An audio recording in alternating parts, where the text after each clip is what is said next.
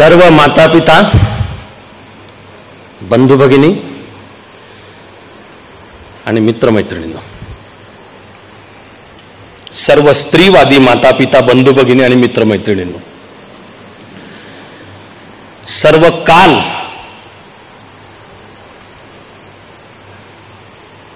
आणि स्लॅश किंवा उद्या स्त्रीवादी होते आणि स्लॅश असतील असे सर्व माता पिता बंधू भगिनी मित्रमैत्रिणींनो, सर्व जे आज समाजस्थिती कळून सवरून समोर असलेल्या विषयांकडे बघण्याचा स्त्रीचा दृष्टिकोन म्हणजे काय,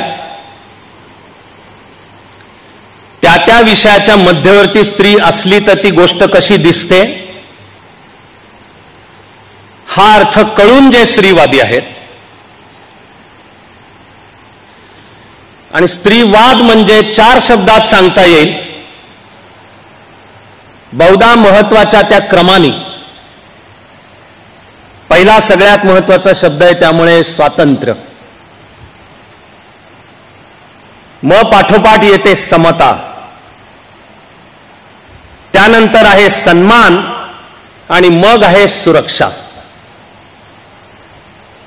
असं स्त्रीचं स्वातंत्र्य, समता, सन्मान आणि सुरक्षा म्हणजे स्त्रीवाद हे कळून सवरून ज्यांच्या जाणीवा प्रगल्भतेच्या त्या पातळीला पोचल्या आहेत, जाणीवा उत्क्रांत झाल्या आहेत, असे सर्व माता पिता बंधू भगिनी आणि मित्रमैत्रिणींनो, हे महिषासुरमर्दिनी हे भारतीय विचारातलं स्त्रीचं रूप आहे. भारतीय संस्कृतीच्या संरचनेमधली स्त्री दुबळी नाही, मुळूमुळू रडणारी नाही, कोपऱ्यामध्ये बसून आपल्या दुःखाला आपल्या नशिबाला बोल लावणारी नाहीये. उलटी राक्षसांचा संहार जर पुरुषांना सुद्धा जमला नाही तर भूलोकातल्या पुरुषांसकट देव सुद्धा जाऊन त्या स्त्रीला वंदन करतात की आता यमा आम्हाला सोडव. ती आपलं रौद्र रूप धारण करते, ते महिषासुरमर्दिनीच आहे. सेल्फ इमेज भारतीय संस्कृतीच्या रचनेतली स्त्री समान आहे, नुसती भावनिक दृष्ट्या नाही तर या संस्कृतीचे ऐतिहासिक मूलाधार पाहिले तर ते वेदवाङ्मयात आहेत.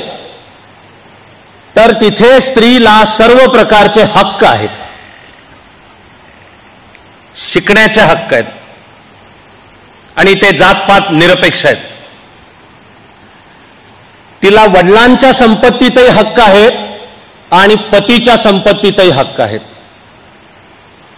तिला आपल्या जीवनाविषयी स्वतंत्रपणे निर्णय घेण्याचे हक्क आहेत. वेद अशा ऋचा आहेत की ज्याच्यामध्ये 72 स्त्रिया आणि नाईलाज म्हणून त्यांचा वर्ण किंवा जात शोधायची झाली तर सर्व प्रकारच्या वर्ण जातींच्या सापडतील अशा कवयित्री, मंत्रद्रष्ट्या स्त्रियांच्या ऋचा त्याच्यात सापडतात. अशा 72 आहेत. त्या आपल्या वडिलांच्या बरोबरीने सर्व आध्यात्मिक आणि व्यावहारिक चर्चा सुद्धा करतात. प्रसंगी तुमचं म्हणणं आम्हाला पटलेलं नाहीये असं निरुत्तर पण करतात. त्या पतीशी पण चर्चा करतात. अशी गार्गी वाचक नवी आहे, अशी पती असलेल्या याज्ञवल्क ऋषीशी अध्यात्माची सर्व चर्चा करणारी मैत्रेयी आहे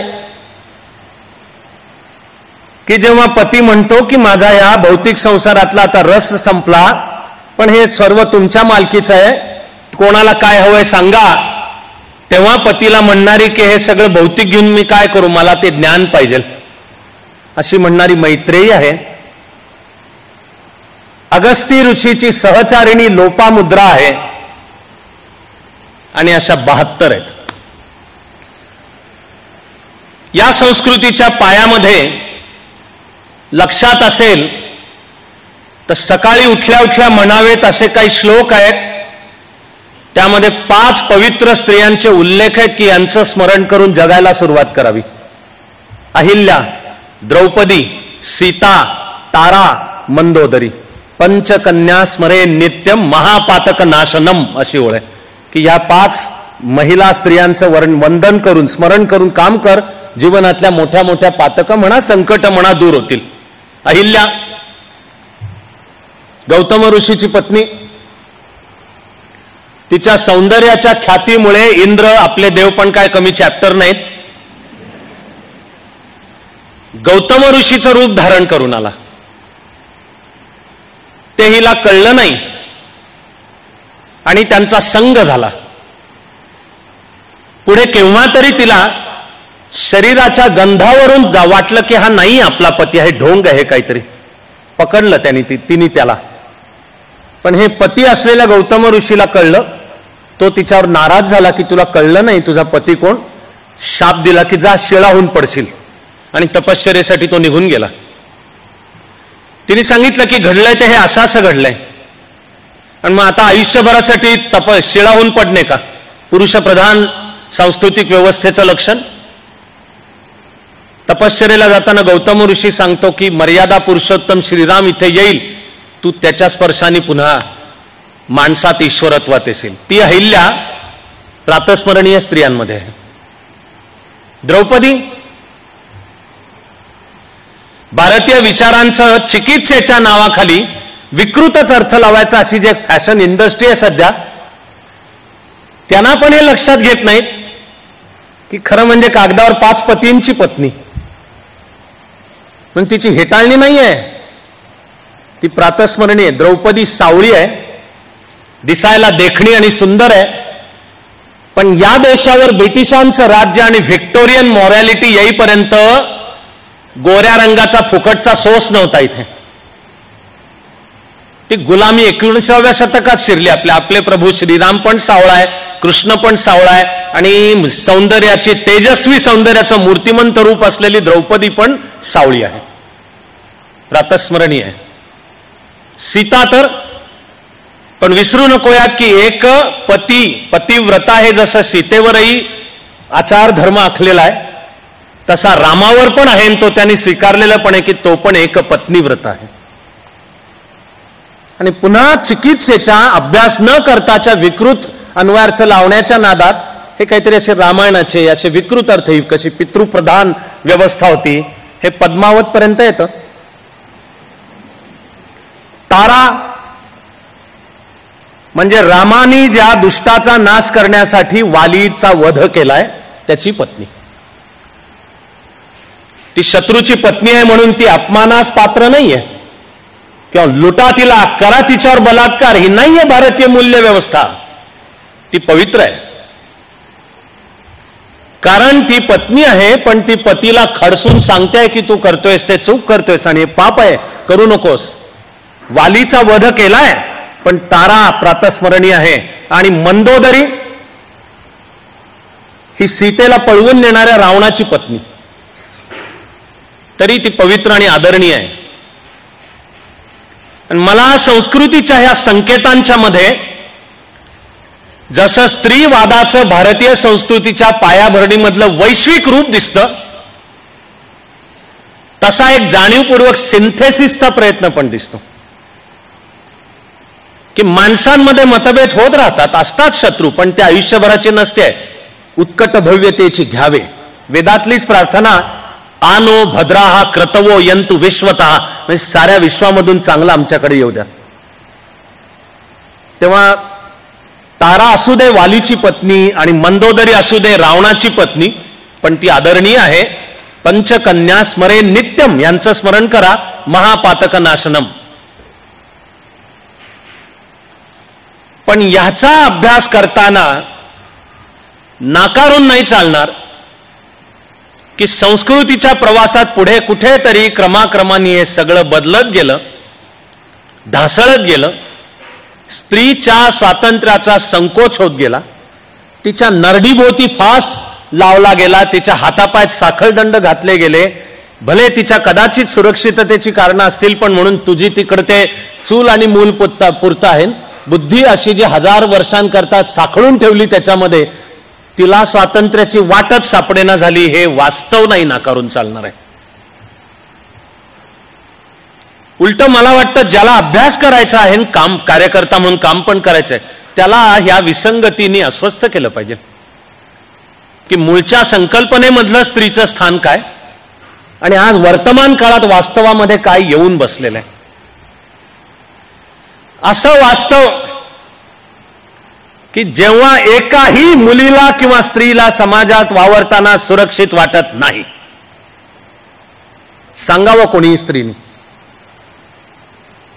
त्याच्यासाठी दरवेळी अन्याय, अत्याचार, मॉलेस्टेशन आणि बलात्कार नाहीच व्हावे लागत, पण चौकांच्या मधली पोरांची टोळकी कोणाही जाणाऱ्या मुलीच्या बद्दल जेव्हा घाण घाण आचकट विचकट बोलत असतात, मलाही प्रश्न पडतो की यांना सांगणारं कोणी भेटलं नाही आजपर्यंत की अरे ही तुझी आई पण असू शकते, ही बहीण असू शकते, मैत्रीण असू शकते, प्रेयसी असू शकते, पत्नी असू शकते, तुझी असू शकते, अन्य कोणाची तरी, सन्मान त्याच्यातला. म्हणजे हे संस्कारांचं फेल्युअर आहे. हे कुठेतरी कुटुंब संस्था, शिक्षण संस्था, व्यापक समाज संस्था, राजकीय आमच्या असलेल्या व्यवस्था, या सगळ्यांचा हा फार मोठा पराभव आहे की सामूहिक जीवनामध्ये स्त्रीला सुरक्षित वाटत नाही. किमान जमले तर नजरेने तरी करावेतच बलात्कार. जिथे जसं जमेल गर्दीत सापडली, ब्रह्मदेवाचा बाप पण तिच्या अब्रूची सुरक्षिततेची हमी नाही देऊ शकणार. जमलं तर अंगचटीत जा, चिमटेच काढा, आचकट विचकट बोलायला तर काय लागतच नाहीये. त्यामधून घडतात भौरी देवी, त्यामधून घडते मुख्तार माई, त्यामधून घडतो 16 डिसेंबर 2012 दिल्लीमध्ये झालेला, जिला नाव ठेवण्यात आले निर्भया. असा प्रत्येक स्त्रीच्या अनुभवापासनं ते दुर्दैवाने हे टोकाचे घडणारे राक्षसी वृत्तीमधून जन्म घेतलेले या प्रकारचे बलात्कार, ते माझ्या मनात निर्माण करतात प्रश्न की एका बाजूला संस्कृतीच्या मूळच्या आशयाचं हे उदात्त आणि भव्य असलेलं संकल्पन, दुसऱ्या बाजूला हे ठसठसणारी जखम वाटावी असं एक वास्तव, इथली गॅप. आधुनिक काळातल्या समाजातल्या स्त्रीच्या स्थानाचं माझा कोश साहिर लुधियानवीच्या या गाण्याने तयार झालाय की काय करतो आमचा समाज. औरत ने जन्म दिया मर्दों को, मर्दों ने उसे बाजार दिया. वर्ष 1992. लहान मुलामुलींचे लग्न लावायचे नाही ते कायदे कधीच होऊन गेलेत, पण राजस्थान सकट या महाराष्ट्र सकट भारतभर आज सुद्धा लहान मुलींची लग्न लागतात. असं राजस्थानमध्ये 1 वर्षाच्या मुलीचं लागत होतं लग्न, पण त्याविरुद्ध समाज जागृतीसाठी काम करणाऱ्या NGO स्वयंसेवी संस्था होत्या, त्याची कार्यकर्ता असलेली सातीन भौरी देवी, तिने ते लग्न थांबवायचा प्रयत्न केला, पोलिसला रिपोर्ट केला. पोलीस सुद्धा पुरुषप्रधानच मध्ये नाहीत पडले, पण तिने अर्ध्यावर सोडलं नाही. परिणाम काय, गावाच्या पंचायतीने बसून निकाल केला की हिने गुन्हा केलाय आणि गुन्ह्याबद्दल शिक्षा काय, अख्ख्या गावासमोर 5 जणांनी तिच्यावर बलात्कार केला. भौरी देवींनी सांगून ठेवलंय की मी जीव द्यायचा विचार केला अनेक दिवस, की आता या जिण्याला काय अर्थ नाहीये. ती जीव देण्यासाठी विहिरीच्या का नदीच्या काठापर्यंत गेली सुद्धा. तिथे तिच्या डोक्यात विचार आला की जीव मी कशाला द्यायचाय, काय पाप, काय अन्याय, का मी काय केला, मी जीव कशाला द्यायचाय. फिरली परत तिथून, तिने लढायचं ठरवलं. ती भौरी देवीच्या लढ्याची कहाणी आहे. कोर्टामध्ये भौरी देवीचे बलात्कारी दुर्दैवाने निर्दोष सुटले, पण भौरी देवीच्या लढ्यापासनं नागरिक आणि काही संस्था पुढे आल्या. त्यांनी धाव घेतली भारताच्या राज्यघटनेच्या अंतर्गत कायद्याच्या चौकटीत कोर्टाकडे त्याच्या सुनावणीमधून जन्माला आले, ज्यांचं नाव आहे विशाखा नियम. सार्वजनिक क्षेत्रात वावरताना विविध कार्यालयांमध्ये, खाजगी असो सार्वजनिक असो, स्त्रीची जी लैंगिक छळणूक होते तिच्यापासून तिला संरक्षण देण्यासाठीचे नियम. त्या विशाखा नियमांची सुद्धा रेस पुढे वाढत वाढत चक्क रीतसर आपल्या संसदेमध्ये संमत झालेल्या कायद्यामध्ये झाली, protection against sexual harassment at working place. आणि निदान एक स्त्रीभोवती एक कवच कुंडल तयार झालं. मुख्तारमाईची गोष्ट बलुचिस्तानातली असली तरी माणसाची आहे. मला म्हणायचं संस्कृती म्हणून भारताची पण आहे आणि ती वैश्विक पण आहे. कारण त्या बलुचिस्तान मधल्या गावामध्ये मुख्तारमाईच्या भावावर आरोप आला, यांनी चोरी केल्याचा.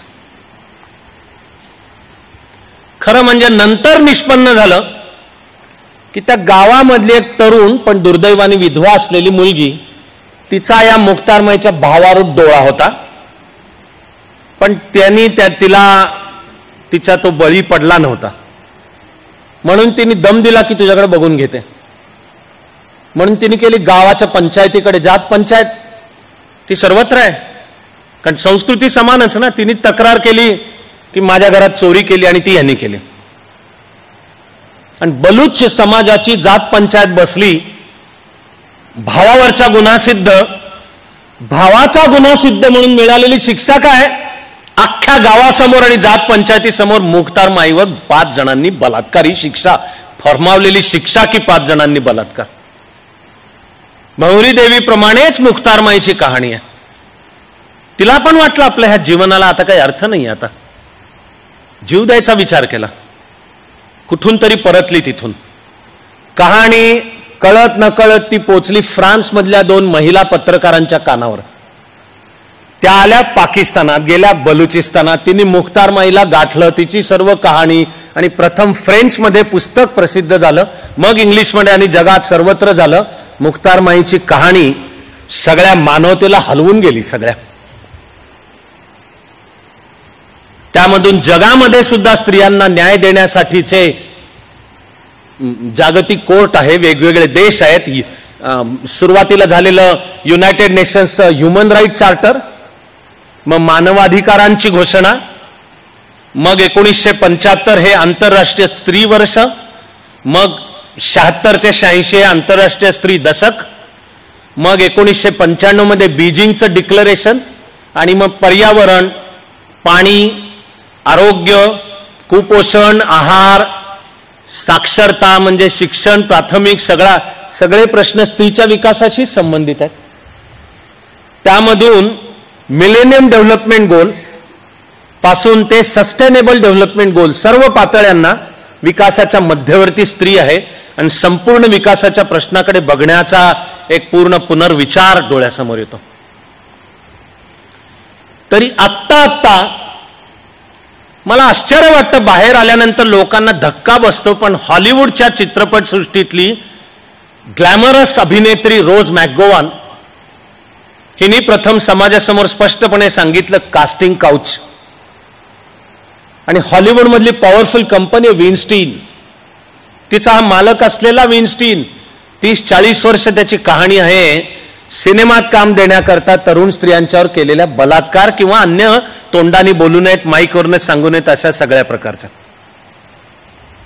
पापाचा त्याचा घडा भरायला कुठेतरी हे आत्ताचं वर्ष उजाडावं लागलं. रोज मॅकगोवान बोलली. अमेरिकेच्या सामाजिक व्यवस्थेत सुद्धा परिणाम काय झाला? आधी रोज मॅकगोवानला अटक झाली, तिच्यावरच केसेस चालू झाल्या. पण एकदा तिने आवाज उठवला म्हणल्यावर भगदार पडलं साठलेल्या गटाराच्या धरणाला, आणि भडभडून सगळं गटार वाहत सुटलं. त्या हॉलिवूडमधल्या एकामागून एकाहून एक ग्लॅमरस असलेल्या, प्रतिभावंत असलेल्या, अभिनेत्री म्हणून सुद्धा असामान्य आहेत अशा ग्वेनेथ पॅल्ट्रो सकट अनेक अभिनेत्रींनी भल्या बुऱ्या मार्गाने या हेनरी वेनस्टीननी आपला कसा गैरफायदा घेतला किंवा घ्यायचा प्रयत्न केला, किंवा त्याला बळी पडले नाही म्हणून आपल्या करिअरवर दुष्परिणाम घडले, असं सगळंच बाहेर आणलं. त्यामधून चालू झाली कॅम्पेन मी टू. मला वाटतं मानवी जीवनातली एक साधी मॅच्युरिटी आहे की पुरुषाच्या देहाचे सुद्धा वाटचालीचे टप्पे तसे स्त्रीच्या देहाच्या वाटचालीचे टप्पे. प्रगल्भता पाहिजे की एक शास्त्रशुद्ध त्याचा शांत अभ्यास आहे, त्यामध्ये काही गैर दूषित पाप किंवा मग हे टाकाऊ काहीतरी आहे किंवा स्त्री म्हणजे कोणतरी कमी माणूस आहे अशाचे नाहीये. पण असं चित्र रंगवलं गेलं गेले काही काळ. त्यामधून प्रगतीचं पुढचं पाऊल टाकण्याकरता राईट टू ब्लीड नावाची चळवळ हाती घ्यावी लागते. अक्षय कुमारने पुण्यकर्म केली अनेक तऱ्हांची, त्यात टॉयलेट एक प्रेमकथा पण आणि पॅडमॅन सुद्धा. पण मानवी प्रगल्भतेच्या या वाटचालीमध्ये आपल्याला माझ्यासकट आपल्या सगळ्यांना निर्भया खलास करून जाते. कारण दिवस 16 डिसेंबर 2012 आहे. दिल्लीतल्या 5 हरामखोरांनी खरं म्हणजे स्वतंत्र भारताचा जो दैदिप्यमान दिवस आहे त्याला या हरामींनी काळवंडवून टाकलं, सगळं फासून टाकलं. कारण तारीख 16 डिसेंबर ही स्वतंत्र भारताच्या वाटचालीतली एक कमालीची द इंडियाज फायनेस्ट आवर 16 डिसेंबर 1971. कारण या 16 डिसेंबर 1971ला भारताने पाकिस्तानला 4 मुंड्या चित केलं. 13 दिवसांच्या युद्धामध्ये पाकिस्तान सफाचट. 16 डिसेंबरला ढाक्यामध्ये पाकिस्ताननी बिनशर्त शरणागतीवर सह्या केल्या. ती तारीख 16 डिसेंबर 71. पण 2012 सालच्या त्या रात्री 9-9:30 ही मेडिकलचं शिक्षण घेणारी निर्भया कुठला तरी संध्याकाळच्या वेळचा चित्रपट पाहून घरी निघाली. दिल्लीमध्ये बसेस असतात, ही जी बस आहे ऑन ड्युटी नव्हती ही बस. पण ह्या दोघांना कळलं नाही, त्यांनी हात केला. दिल्लीत आहेत या पद्धती. त्यांनी हात केला आणि एक महाभयानक नष्टचर्याचं सत्र चालू झालं. आमच्या देशाची राजधानी आमच्या, आणि चालत्या बसमध्ये तिच्यावर तासनतास अत्याचार होत राहिले. तिच्या मित्रांनी मध्ये पडून प्रयत्न केले, त्याला मरुस्तोवर तो बहुधा बेशुद्ध होऊन मारायला आला, मरुस्तोवर बडवलं गेलं. खरोखर सांगता येणार नाही सार्वजनिक जीवनात आणि माईकवरनं इतके भयानक अत्याचार तिच्यावर केले. आणि नंतर तरी ह्या 5 राक्षसांची योजना होती तिला बस खाली चिरडूनच मारून टाकायचं. म्हणून एका ठिकाणी दोघांनाही फेकलं बसमधनं खाली. आणि आता बस मागे घेतलेली होती की चिरडायचं, तेवढ्यात समोरनं काहीतरी वाहन आलं. त्याचा प्रकाश या दोघांवर पडला. ते पडलेले ते वाहन थांबलं. त्यांनी ह्या 5 जणांना वाटलं की आता जर थांबलो तर आपण पकडले जाऊ, म्हणून बस तिथेच ठेवून ते पळून गेले. यामधून बाहेर आला. निर्भया मेलेली नव्हती. हा तिचा जो कोणी मित्र आहे तो पण मेलेला नव्हता. हॉस्पिटलमध्ये गेले, तिच्यावर उपचार झाले. डॉक्टर सुद्धा खलास झाले. डॉक्टर सुद्धा ढसढसा रडलेले आहेत की आयुष्यभर आम्ही डॉक्टर या नात्याने अशा केसेस सांभाळतो, पण हे एवढं भयानक आमच्या सुद्धा पाण्यात नव्हतं. आईशी तिला बोलता आलं. जाण्यापूर्वीची शेवटची वाक्य, त्यातलं पण वाक्य, आई मला जगायचंय. ती गेली सिंगापूरला. आणि आईनी नंतरच्या वर्षानुवर्ष सांगितलं की मला अजून तिच्या किंकाळ्या ऐकू येतात, नीट झोप नाही लागत मला. साहजिक आहे. मला वाटतं माणूस म्हणून ज्यांना कोणाला हे दुःख समजेल त्याला ते दुःख आणि त्याचा असलेला प्रचंड संताप सुद्धा. त्या आरोपींच्या मध्ये एक आरोपी होता, त्याच्या वयाची 18 वर्ष पूर्ण व्हायला या हरामीचे काही दिवस शिल्लक होते. आणि आमच्या देशाच्या कायद्यामध्ये ज्युव्हेनाईल जस्टिस ऍक्ट, तो कायदा म्हणतो की वय वर्ष 18 पूर्ण झाल्याशिवाय कोणी गुन्हेगार असूच शकत नाही कायद्यानुसार. तेव्हा 12 डिसेंबर 2012ला घटना घडली. तिथपासूनच्या 3 दिवसात ते सगळे पकडले गेले. पण ज्युव्हेनाईल जस्टिस ऍक्ट नुसार हा की जो सर्वात क्रूरपणे वागलेला आहे तिच्याशी, तिला कायदा म्हणतो की त्या मुलावर गुन्हाच दाखल करता येत नाही. फार तर फार त्याला सुधारणेसाठी सुधारगृह रिमांड होम मध्ये दाखल करा आणि प्रोबेशन, त्याला प्रोबेशन खाली सुधारणा देखरेखीखाली ठेवा. तरी त्याचं रेकॉर्ड ठेवता नाही येत. कुठल्याही कोर्टात ते नंतर मांडता नाही येत. त्याची 3 वर्षांनंतर, तो 20 डिसेंबरला पकडला गेला होता. 3 वर्षांनंतर म्हणजे 20 डिसेंबर 2015ला त्याची सुटायची वेळ आली. इकडं माझ्या सकट, त्या दिल्लीमधल्या अनेक NGO सकट अनेकांचे जीव खालवर होत होते की हा हरामखोर बाहेर येणार. बाकीचे होते तुरुंगात, पण हा हरामखोर बाहेर येणार. तो नको यायला, ह्याला काही करून, कारण तो धोका. आता त्याची 18 पूर्ण झाली, त्याला सोडा तुम्ही मोकळं. स्त्रियांची अब्रू धोक्यात आहे. म्हणून अनेकांनी रीट केली तऱ्हातऱ्हांची. राज्यघटनेतल्या सूत्रानुसार आधी दिल्ली हायकोर्टात आणि नंतर सुप्रीम कोर्टात. हायकोर्ट आणि सुप्रीम कोर्ट दोघांनीही सांगितलं की तुमच्या भावनेशी आम्ही पण सहमत आहोत. तुमचा जेवढा अस्वस्थता आणि नाराजी राग आहे तेवढाच आमचा पण आहे. पण भारताची न्यायव्यवस्था कायद्याने आखून दिलेल्या प्रक्रियेनुसार चालते. Procedure as set by law. भारताची न्याय प्रक्रिया ड्यू प्रोसेस म्हणजे कायदाच बरोबर आहे का नाही. आणि तिकडे ते कायद्याची कलम काही असू द्यात, पण ह्या ज्या केसचा आम्ही तपास करतो त्याच्यातला हा आरोपी अंतिमता गुन्हेगार आहे की नाही हे ठरवण्याचे वेगळे अधिकार आपल्या न्यायव्यवस्थेकडे नाहीत. आपली न्यायव्यवस्था कायदा त्याच्यावरचे असलेले कलम त्यांनी बांधिले. तर दिल्ली हायकोर्ट आणि देशाच्या सुप्रीम कोर्टाने पण पूर्ण सहानुभूतीपूर्वक दुःख आणि संताप ठेवून पण सांगितलं की तिकडे तो ज्युव्हेनाईल जस्टिस ऍक्ट आहे तो बदलणं आमच्या हातात नाही, संसद करेल. संसदेने तो आत्ता बदलला तरी फौजदारी स्वरूपाच्या गुन्ह्यांमधले बदल मागील तारखेनुसार म्हणजे रेट्रोस्पेक्टिव्ह इफेक्ट बॅकडेट करता नाहीत येत. त्यामुळे बंधन आहे की ह्याला 3 वर्षांनंतर म्हणजे 20 डिसेंबर 2015 सोडला पाहिजे. नुसता नाही, त्याची आयडेंटिटी लपवली पाहिजे. त्याच्या अधिकृत कुठल्याही रेकॉर्डवर हे त्यांनी पुढे असं काही केलं असं येणार नाही. बाकीचे जे पकडले गेलेले तिहार जेलमध्ये आहेत, सडतायत, होत आहेत. एकाने त्यातल्या आत्महत्या केली. त्यांनी आत्महत्या करण्यापूर्वी सांगितलं की माझ्या हातून फार मोठं पाप घडलंय, काय माझ्यात हैवान संचारलं तर मला माहित नाही, त्यांनी आत्महत्या केली. उरलेले जे हरामखोर त्यांची ब्रिटिश चित्रपट निर्माती लेस्ली लुडविन हिला तिहार जेलमध्ये वेळ मिळू शकली, भेटू शकले. त्या लेस्ली लुडविननी इंडियाज डॉटर्स नावाची डॉक्युमेंटरी तयार केली. मध्यवर्ती हे निर्भया प्रकरण आहे. आणि त्या आरोपींच्या मधला एक आरोपी बोलतोय की रात्र झाली तरी ही बाहेर कशी काय होती, म्हणून झाला हिच्यावर बलात्कार. परक्या पुरुषाबरोबर कशी काय होते, तो तिच्या बरोबरचा कोण आहे, परक्या पुरुषाबरोबर, म्हणून झाला हिच्यावर बलात्कार. तो म्हणतो बसमध्ये जेव्हा ते आले तर पहिल्यांदा आम्ही तिला विचारायला गेलो. तेव्हा जर ती नम्रपणे बोलली असती आमच्याशी तर केला नसता बलात्कार.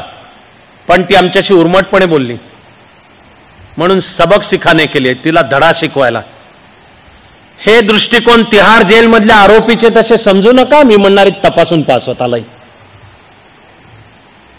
की मुलींनी स्त्रीनी आमच्याशी कसं बोललं पाहिजे. याचा अर्थ उर्मटपणा करावा असा नाहीये, पण औरत पैर की जूती है, तुझी जागा सांभाळून राहा. आणि नम्रपणे आणि बोलली असती तर नसते केले बलात्कार. त्यांचा वकील बोलतोय डॉक्युमेंटरीमध्ये. वकील कशाचा तो वकील झालेला कोणास ठाऊक. वकील, तू वकील आहेस आणि कायद्याने तू एक कर्तव्य करतोयस. एक वेळ इथपर्यंत समजून घेता येईल की आरोपी कोणी असल्याने त्यांचा गुन्हा कितीही गंभीर असला तरी भारतीय राज्यघटना आणि कायदा त्या आरोपींचे पण अधिकार आहेत. गुन्हा जोपर्यंत सिद्ध होत नाही तोपर्यंत ते आरोपी आहेत, गुन्हेगार नाहीत. प्रिझम्पशन ऑफ इनोसन्स असं कायद्याचं तत्व आहे. तिथपर्यंत मान्य की वकील त्याचं एक व्यावसायिक कर्तव्य करतोय. पण हा त्या लेस्ली लुडविनशी कॅमेरावर बोलताना वकील सांगतोय, वकील की हिरे माणक रस्त्यावर कचरा पेटीत जर पडलेला असेल तर कोणी उचलून घेणारच की साहजिक. म्हणजे 16 डिसेंबर 2012च्या रात्रीची ही मुलगी म्हणजे कोण, रस्त्यावर कचरा पेटीत पडलेलं माणिक. तुझ्या बापाचा माल आहे की कोणालाही उचलून घ्यायला परवानगी आहे. पण मूल्य हीच घडली आहे. तो मनामध्ये रुजलेली बसलेली सगळी या तरांची मूल्यची घडली आहेत. त्या लेस्ली लुडविननीच सांगून ठेवलंय की प्रश्न फक्त भारताचा असा नका समजू, अख्ख्या जगाचा आहे, अख्ख्या जगाचा आहे. इंग्लंडमध्ये विद्यापीठांच्या कॅम्पसमध्ये 30% हे डेट रेपचं प्रमाण आहे. डेट रेप, डेटिंग त्यांची पाश्चिमात्य संस्कृतीतली संकल्पना आहे. मुलगा मुलगी भेटतात, भेटू का, कॉफी असेल नाही तर बिअर असेल, पिऊ का. आम्हाला दुर्दैवानी त्यातली ते बिअर पार्टच कळतोय फक्त, पण डेटिंग आहे. तर डेटिंग आणि त्यावेळेचा रेपचं प्रमाण 30% आहे. अमेरिकेच्या शिक्षण संस्थांमध्ये कॅम्पस रेप किंवा हे डेट रेप 45% प्रमाण आहे. आत्ता अजून फार उशीर झालेला नाही. अमेरिकेत वॉशिंग्टन DC मधल्या विद्यापीठातली गाजलेली केस आहे की एका तरुण मुलीवर त्या विद्यापीठाच्या आवारात पोरांनी आधी तिला दारू पाजली पण पार्टीमध्ये आणि नंतर तिच्यावर गँगरेप केला. करणारे सगळे माहिती आहेत, सगळ्यांना सगळे माहिती आहेत, सगळ्याचे पुरावे आहेत, पण धड केस नाही, धड तिचा तपास नाही, धड तिला हसून तिला सांगितलं जाऊ दे एवढं काय होतंय आणि तू तुझं शिक्षण चालू कर. त्या मुलीने मोहीम हाती घेतली की काखेमध्ये तिने गादी, बेडची गादी, ती म्हणाली मी सगळ्या विद्यापीठभर ती गादी घेऊनच फिरणार आहे आणि जिथे जाईल तिथे सगळ्यांना पाहू द्यात की हा झालाय. ती खचली नाहीये आणि माझ्यावर बलात्कार झाला म्हणजे मीच कोणतरी पापी जणू आहे किंवा समाजही तिला टोचतोय आणि अशी नव्हता. ती लढायला उभी राहून ती म्हणाली की यांच्यावर कारवाई होत नाही तो हे माझी निषेधाचा मार्ग आहे की हे मी हातामध्ये गादी घेऊनच फिरणार आहे. तेव्हा अन्याय ह्या प्रकारचे सर्व सोसता सुद्धा स्त्रियांचा, आणि प्रश्न फक्त स्त्रियांचा नाहीये, माणसाच्या न्यायाचा मुद्दा ज्याला कळतो असे पुरुष सुद्धा ह्यांचा फाईटबॅक आहे. हा फाईटबॅक आहे. तो नुसता एकतर्फी आणि अन्याय सोसायचा असं अजिबात समजायला नको. आपण न डगमगणारी भौरी देवी लढायला उभी राहिली. तिच्या बाजूनी राजस्थान सकट भारतातल्या अनेक स्त्रियांच्या चळवळी, संस्था, पुरुष सुद्धा उभे राहिले. प्रथम त्यामधून विशाखा रूल आले. मूळचे आरोपी जरी सुटले तरी प्रत्येक स्त्रीची कामाच्या ठिकाणी होणारी जी भली बुरी, कळत नकळत, नजरेने असेल, शब्दांनी असेल, सूचक हालचालींनी असेल, किंवा मग अमुक केलंस तर प्रमोशन मिळेल, तमुक केलंस तर तुझं प्रमोशन अडवतो, कसं होतंय बघ, ह्या सगळ्याला निदान एक कवच कुंडलता प्राप्त झाली. विशाखा रूल्स आणि नंतर protection against sexual harassment at work place या नावाचा कायदा आला. निर्भयाच्या बलिदानामधूनच खरंच पहिल्यांदा सरकारने नेमली आधी हायकोर्ट आणि नंतर सुप्रीम कोर्टाचे सुद्धा चीफ जस्टिस असलेले जस्टिस S.C. वर्मा यांची एकसदस्य समिती की जरा ह्याच्या मुळामध्ये जाऊन थोडा अभ्यास करून आम्हाला काही शिफारसी सांगा. ते वर्मा आता आपल्यात नाहीत, पण त्यांनी केलेल्या शिफारसींच्या मध्ये ज्युवेनाईल जस्टिस ऍक्ट मधलं वय 18चं 16वर आणलं गेलं आणि जे कायद्याचं संरक्षण होतं की 18 पूर्ण असेल तरच तो गुन्हेगार होऊ शकतो ते 16वर आलं. आणि तरी योजनापूर्वक जर मर्डर केला, खून केला, रेप, बलात्कार केला आणि बलात्कारासहित मर्डर असेल तर त्याला ऍडल्ट, तो प्रौढ गुन्हेगार म्हणून आहे, म्हणजे त्याला असलेलं ज्युवेनाईल जस्टिस ऍक्टचं संरक्षण काढून घ्या. हे झालेलं नाहीये, विचाराधीन आहे, पण हा निदान चर्चेमध्ये मुद्दा आला. न्यायव्यवस्थेमध्ये हे स्वातंत्र्य अमेरिकेत आहे, कारण अमेरिकेची न्यायव्यवस्था ड्यू प्रोसेसनुसार चालते. ड्यू प्रोसेसचं असते नुसतं कायदा, त्याची कलमन त्याच्या शब्दाला बांधील नाहीये, जस्टिस, न्याय. त्यामुळे एखाद्या केसमध्ये दिसलं की कायद्याचं कलम असं आहे आणि साक्षी पुराणे दिसतंय तरी आम्हाला विचारांती दिसतोय की यात न्याय नाही, तर ज्युरी तरी किंवा अंतिमतः ती प्रोसेस पाहणारा जज सांगू शकतो की मी ह्याला निर्दोष सोडतोय. Due process. तर अमेरिकेचा सुद्धा स्वतःचा ज्युवेनाईल जस्टिस ऍक्ट आहे, पण अमेरिकेच्या कायद्याच्या व्यवस्थेत अशी तरतूद आहे की ती व्यक्ती, आरोपी व्यक्ती जरी वयवर्ष 16च्या खालची असली तरी गुन्ह्याच्या गंभीर स्वरूपाचं लक्षात घेता न्यायाधीशाला अधिकार आहे ठरवण्याचा की याला जे ऍक्टचं असलेलं संरक्षण काढून घेतोय आणि मी ऑर्डर देतोय to be tried as adult की ह्यांनी केलेला गुन्हा. ज्युवेनाईल जस्टिस ऍक्ट मागचा मूळ आत्मा काय आहे की गुन्हा करायला गुन्हेगारी कृत्य लागतं, पण गुन्हेगारी माइंड किंवा त्यामागचं नियोजन आणि इंटेंट लागतो की हे करताना त्याला माहिती आहे की हा गुन्हा आहे पण तो करायचा आहे. ज्युवेनाईल जस्टिस ऍक्ट म्हणतो की मुलगा मुलगी 18 वर्षाचा होईपर्यंत गिल्टी माइंड किंवा इंटेंट टू कमिट क्राईम असूच शकत नाही, असं कायद्याचं गृहीत आहे की त्याच्यातून कृत्य जरी तसं काही झालं तरी त्या कृत्याच्या मागे कळून सवरून केलेला प्लॅन, इंटेंट, म्हणून ज्युवेनाईल जस्टिस ऍक्ट म्हणतो. पण अमेरिकेच्या कायद्याच्या व्यवस्थांमध्ये ठेवण्यात आली आहे तरतूद की काही विशिष्ट गुन्हे असले तर तिकडे न्यायाधीश म्हणू शकतो की हे चुकून नाही घडू शकत, आणि हे वय काही असलं तरी कळणाऱ्याला कळायला पाहिजे. त्यात बलात्कार आहे, त्यात योजना करून केलेला मर्डर आहे, त्यात अमेरिकेच्या कायद्यामध्ये आहे मादक द्रव्यांचा व्यापार, ड्रग्ज आणि नार्कोटिक्स हे सुद्धा येतं. पण भारताच्या कायद्यांमध्ये अशी व्यवस्था नाही. पण स्वातंत्र्यानंतरच्या वाटचालीमध्ये भारताच्या सुद्धा जाणीवा जशा प्रगल्भ होत आहेत, वैश्विक मुळातल्या आहेत आणि आधुनिकतेच्या बरोबर राहत, प्रसंगी आधुनिकतेचं नेतृत्व करत भारताच्या जाणीवांना सुद्धा कायद्यांच्या द्वारा वेगवेगळे आकार आले. विशेषतः स्त्रियांच्यावर होणारे अन्याय अत्याचार याच्या बाबतीत कायद्यामध्ये एक प्रचंड मूलभूत मोठा बदल झाला. नेहमीचे कायदे आणि त्याची जी न्यायालयीन कार्यपद्धती, तिला कायद्याचं मूळचं नाव आहे ॲक्युझेटोरियल सिस्टीम. ॲक्युझेटोरियल सिस्टीम म्हणजे ज्यांनी आरोप केला त्यांनी तो सिद्ध करायचा. एखादी गोष्ट सिद्ध करण्याची जबाबदारी कोणाची आहे? जो म्हणतोय की अमुकाने हा गुन्हा केला त्याची जबाबदारी आहे की सिद्ध कर. अरे अहो मी ते केलं नाही, तुम्ही काय आरोप करताय, हे माझ्यावरची नाही आहे जबाबदारी. तुम्हाला जर म्हणायचं असलं अमुकाने हा असा गुन्हा केलाय, तुम्ही सिद्ध करा. अॅक्यूज ज्यांनी आरोप केला त्याच्यावर जबाबदारी आहे. तर आपली न्याय पद्धती सर्वसाधारणपणे यावर चालते.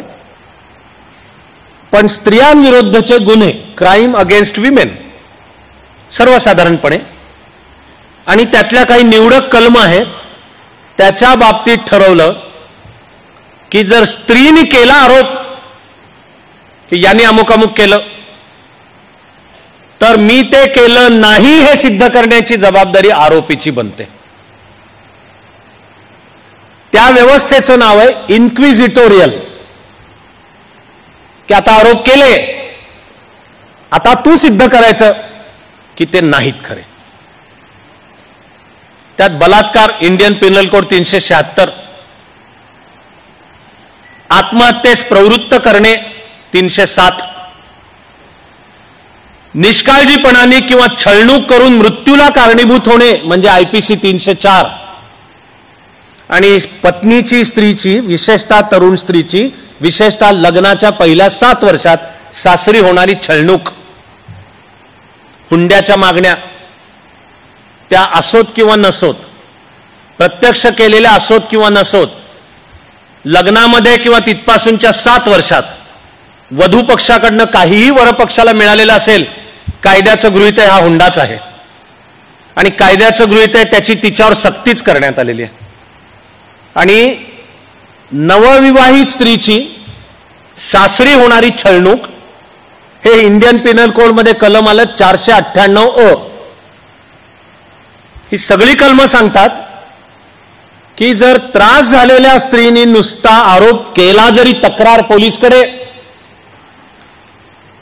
तर हा दखलपात्र आणि अजामीनपात्र, कॉग्निझेबल नॉन बेलेबल असा गुन्हा आहे. दखलपात्राचा अर्थ आहे की ज्याला त्याचा त्रास झाला त्यांनी येऊन पोलीसकडे तक्रार करे पण पोलिसनी थांबण्याचं कारण नाही, हा असा असा गुन्हा घडतोय असं पोलिसला जर सकृत दर्शनी कळलं, तसं वाटायला काही पुरेसं कारण असलं प्रायमा फेसी सकृत दर्शनी, तर पोलीस आपणहून कारवाई करू शकतं. सुओ मोटो त्याला म्हणायचं कॉग्निझेबल, दखलपात्र. आणि अजामीन पात्र म्हणजे त्या आरोपाखाली जर अटक झाली तर जामीन हा हक्क नाहीये. कायद्यामध्ये एरवी नॉर्मली सर्वसाधारणपणे जामीन हा हक्क आहे, पण या प्रकारच्या गुन्ह्यांच्या मध्ये जर झाली अटक तर जामीन हा हक्क नाहीये. जामीन हा हक्क नाहीचा आणखी एक नेमका अर्थ होतो की पोलीस नाहीच देऊ शकत जामीन. ही जी कलम मी सांगितली 498 अ सकट, जर विवाहित स्त्रीने पोलीसकडे तक्रार केली तर मूळच्या बदलानुसार पोलीसवर कायद्याचं बंधन होतं की नवविवाहित स्त्रीने जर तक्रार केली की सासरी माझी छळणूक होते आहे, तर उठून पहिले नवरा त्याचे आई वडील आणि त्याचे भाऊ बहिणी यांना पहिली अटक.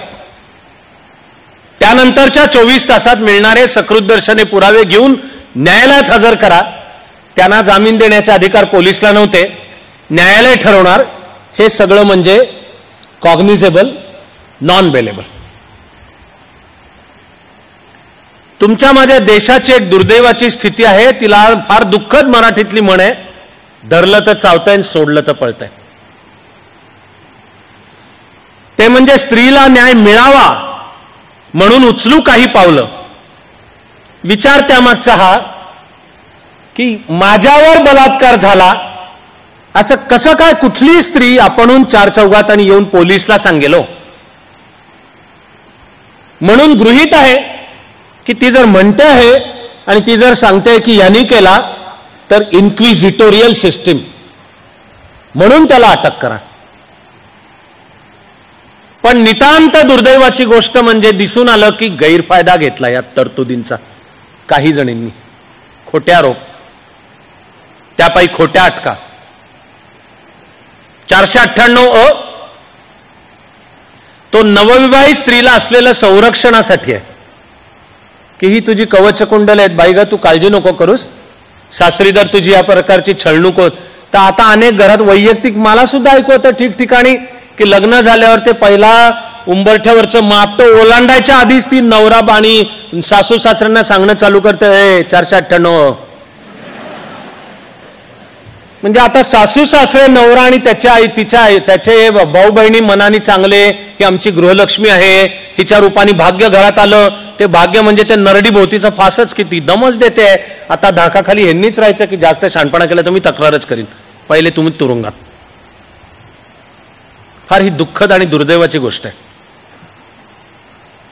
तिला मी आपण ज्या काळात जगतो त्यामधलं तितकंच दुःखद आणि दुर्दैवाचं पुरेशा स्पष्टपणे सांगतोच आहे उदाहरण. तुमचेच माझे दलित आणि आदिवासी बांधव यांच्यावर अन्याय अत्याचार होतो हे सत्य आहे. दुर्दैवाची गोष्ट आहे की आजही होतो हे पण सत्य आहे. म्हणून त्यांना कायद्याचं विशेष रक्षण असावं यासाठी आला अॅट्रॉसिटी ऍक्ट. तो पण इन्क्विजिटोरियल आहे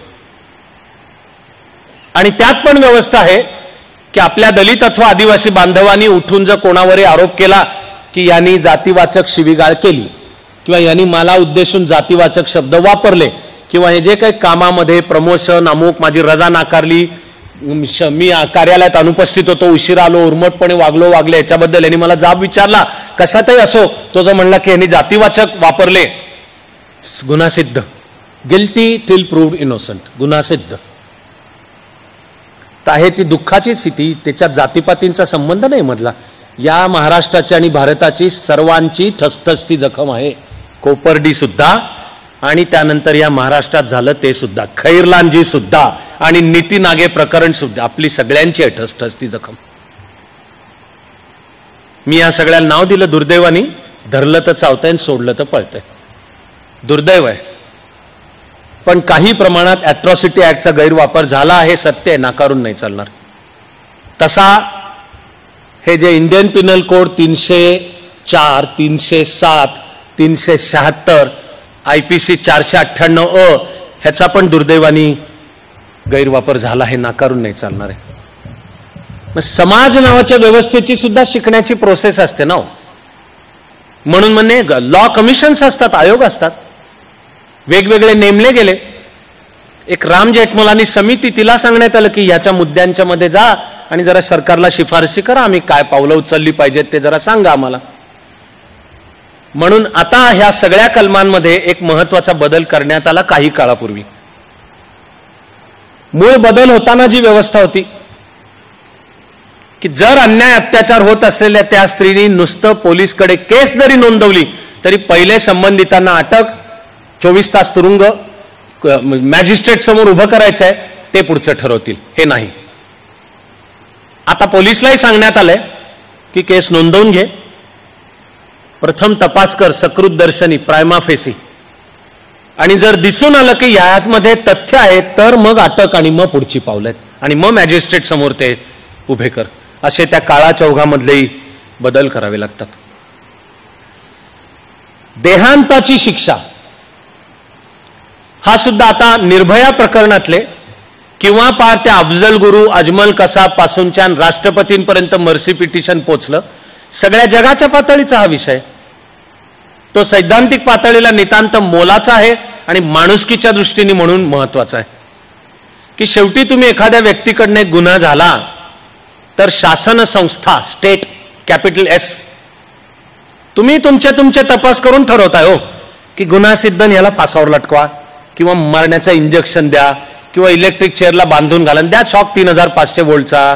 हा, तर शासन संस्थेने केलं म्हणजे काय क्षम्य झालं काय? तर त्याला उलट तो स्टेट स्पॉन्सर्ड मर्डर आहे. आणि इसवी सन पूर्व 1800 मध्ये त्यावेळच्या मेसोपोटामियाच्या संस्कृतीतला एकूण जगाला समजलं जातं लिखित कोड, लिखित नियमावली देणारा पहिला राजा हम्मुराबी. त्या हम्मुराबीचं कोड आहे आणि ते ओल्ड टेस्टामेंट मध्ये पण आहे, म्हणजे Jewish Bible. An eye for an eye and a tooth for a tooth. की आरोपीकडनं जो गुन्हा घडला तोच गुन्हा त्याच्या विरुद्ध करणे ही त्याला त्या गुन्ह्याची शिक्षा. तू 500 रुपये चोरलेस का, तर मूळचे 500 परत करायचे आणि शिवाय तुझे 500 तुला दंड. हा गुन्हा. तू मर्डर केलास का, तुझा murder. An eye for an eye and a tooth for a tooth. माणसाच्या वाटचालीमध्ये येत राहतोच हा मुद्दा की ही सूडबुद्धी झाली. कायद्याचा मुळातलाच हेतू काय पाहिजे? एक हेतू आहे शिक्षा देणे, पनिशमेंट. दुसरा हेतू आहे धाक निर्माण करणे, डिटरन्स. की असं काही कृत्य दुसरे कोणी करणार असले त्यांना वचक बसला पाहिजे की बेटा बचके रे ना, हे मागे असं ज्यांनी केलं त्याचं हे बघ असं असं झालं होतं, डिटरन्स. पण तिसरा हेतू मुख्य आहे रिफॉर्म. कोणीही माणूस परिपूर्ण नाही. चुकून असेल किंवा मुद्दाम असेल किंवा डोक्यामध्ये काहीतरी संचारलं त्यावेळी गुन्हा घडू शकतो माणसाकडनं. तुम्ही त्या एका गुन्ह्याबद्दल त्या माणसाला उरलेल्या त्याच्या अख्खं आयुष्य मोजणार त्या एका गुन्ह्यानी आणि त्याला काय तुम्ही काय उरलेल्या अख्ख्या आयुष्याकरता करणार होय हो शिक्षा? तर तो काय पुन्हा माणसात येऊ शकत नाही. तर कायदा, न्याय आणि गुन्ह्याकडे बघण्याचा हा दृष्टिकोन आहे की त्याला संधी द्या तुम्ही, त्याला रिफॉर्म. तर कायद्याच्या व्यवस्थेचं एक उद्दिष्ट रिफॉर्म. तर आता एखाद्याकडनं घडलेल्या गुन्ह्याबद्दल त्याला मारूनच टाकणे म्हणजे पॉइंट ऑफ नो रिटर्न. की निदान आपण ज्या जगात जगतो त्याच्यामध्ये सुधारण्याची, त्याला मागं फिरला, सुधारला, तो आपल्या हातनं घडलेल्या गुन्ह्याची प्रामाणिकपणे त्यांनी क्षमा मागितली, असलेली सजा भोगली, पण पुन्हा एकदा स्वतःच्या पायावर माणूस म्हणून जगू लागला. हे तुम्ही शक्यताच संपवतात. खरं म्हणजे खूप खोल जायचं झालं तर हा प्रश्न काही फारसा चुकीचा नाही की कोणताही गुन्हा ऍब्सोल्युटली 100% सिद्ध होतो काय. तर जेवढे सखोल विचार करू तेवढं खरंच लक्षात येईल की खरंच असं 100% नाही म्हणता येणार आहे. पण तुम्हाला कळणारे कायदे, साक्षी पुरावे, त्याचं वजन करून तुम्ही ठरवणारी तुमची माणसाची इम्परफेक्ट, अपूर्ण असलेली व्यवस्था, अपूर्ण माणसांनी बनवलेली अपूर्ण व्यवस्था, ही काहीतरी धरून तुम्ही त्याला दोषी म्हणणार आणि देऊन टाकणार फासावर. त्याला परतीचा रस्ताच नाही. विज्ञानाच्या प्रगतीबरोबर खरोखरच अनेक गुन्ह्यांच्या मध्ये बलात्कारासकट असं दिसून आलंय की त्या प्रगतीच्या आधी उपलब्ध असलेली जी काही साधन सामुग्री आणि पुरावे आहेत त्यानुसार त्या माणसाचा गुन्हा झाला सिद्ध, त्याला मिळाली शिक्षा, तो पडलाय खितपत 20 वर्ष तुरुंगात. पण मधल्या वर्षांमध्ये विज्ञान पुढे सरकलं, नवे साक्षी पुरावे, आता जेनेटिक्स, फॉरेन्सिक सायन्स पुढे आलं, दिसून आलं की नाही केलेलं, या माणसाने केलेलं, या माणसाने, त्याची 20 वर्ष कोण परत आणणार आहे? बरं, एक वेळ माणसाच्या या माणूस म्हणून मर्यादा आहेत की तुम्हाला त्यावेळेपर्यंत तुमचं कायदा आणि ज्ञान पण होतं आणि तुम्ही काय दुर्बुद्धीने त्याला तुरुंगामध्ये टाकलेलं नाही बाबा. जजनी सुद्धा किंवा ज्युरी असेल तर उपलब्ध समोर आलेले पुराव्याने केलात विचार, पण तुम्ही मारूनच टाकलात त्याला. State sponsored murder. आणि मग नंतर पुढे गेल्यानंतर जर दिसून आलं की अरे हा माणूस नव्हताच, तर कोण परत त्याला कोण आणणार आहे? यामधून आज जगभर चळवळ चालू आहे की देहांताची शिक्षा काढूनच टाका, कॅपिटल पनिशमेंट. देहांताची शिक्षाच काढून टाका, कॅपिटल पनिशमेंट. हा जगातल्या स्त्रीवादी चळवळीचाच एजेंडा आहे. आणि मला सर्वंकष विचारांती मला असं वाटतं की आपल्या सुप्रीम कोर्टाने त्याच्यावर खरंच एक कमालीचं समतोल असं सूत्र आखून दिलंय. त्याचं नाव रेअरेस्ट ऑफ रेअर केस, गुन्हा, दुर्मिळातला दुर्मिळ गुन्हा. मला वाटलं की याच्यात तो समतोल बरोबर आहे.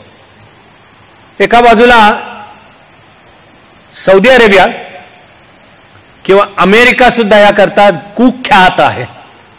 देहांत शिक्षा. जगामध्ये सर्वात जास्ती तुरुंगातल्यांची लोकसंख्या अमेरिकेत आहे. देहांताची शिक्षा दिले जाणारे आणि शिक्षेची अंमलबजावणी होणारे यांचं सुद्धा प्रमाण सर्वात जास्त अमेरिकेतच निघतं. सौदी अरेबियात तर तो 7व्या शतकातला शरिया, त्याचं सुद्धा टोकाचं धर्मांत म्हणजे वहाबी इंटरप्रिटेशन, ह्याच्या आधारावर अजूनही चापकानी फोडून काढणे, हातपाय तोडणे वगैरेच्याच सगळ्या शिक्षा तिकडे येत अजून. हे आणि इतरही काही देश आहेत. हे एक टोक.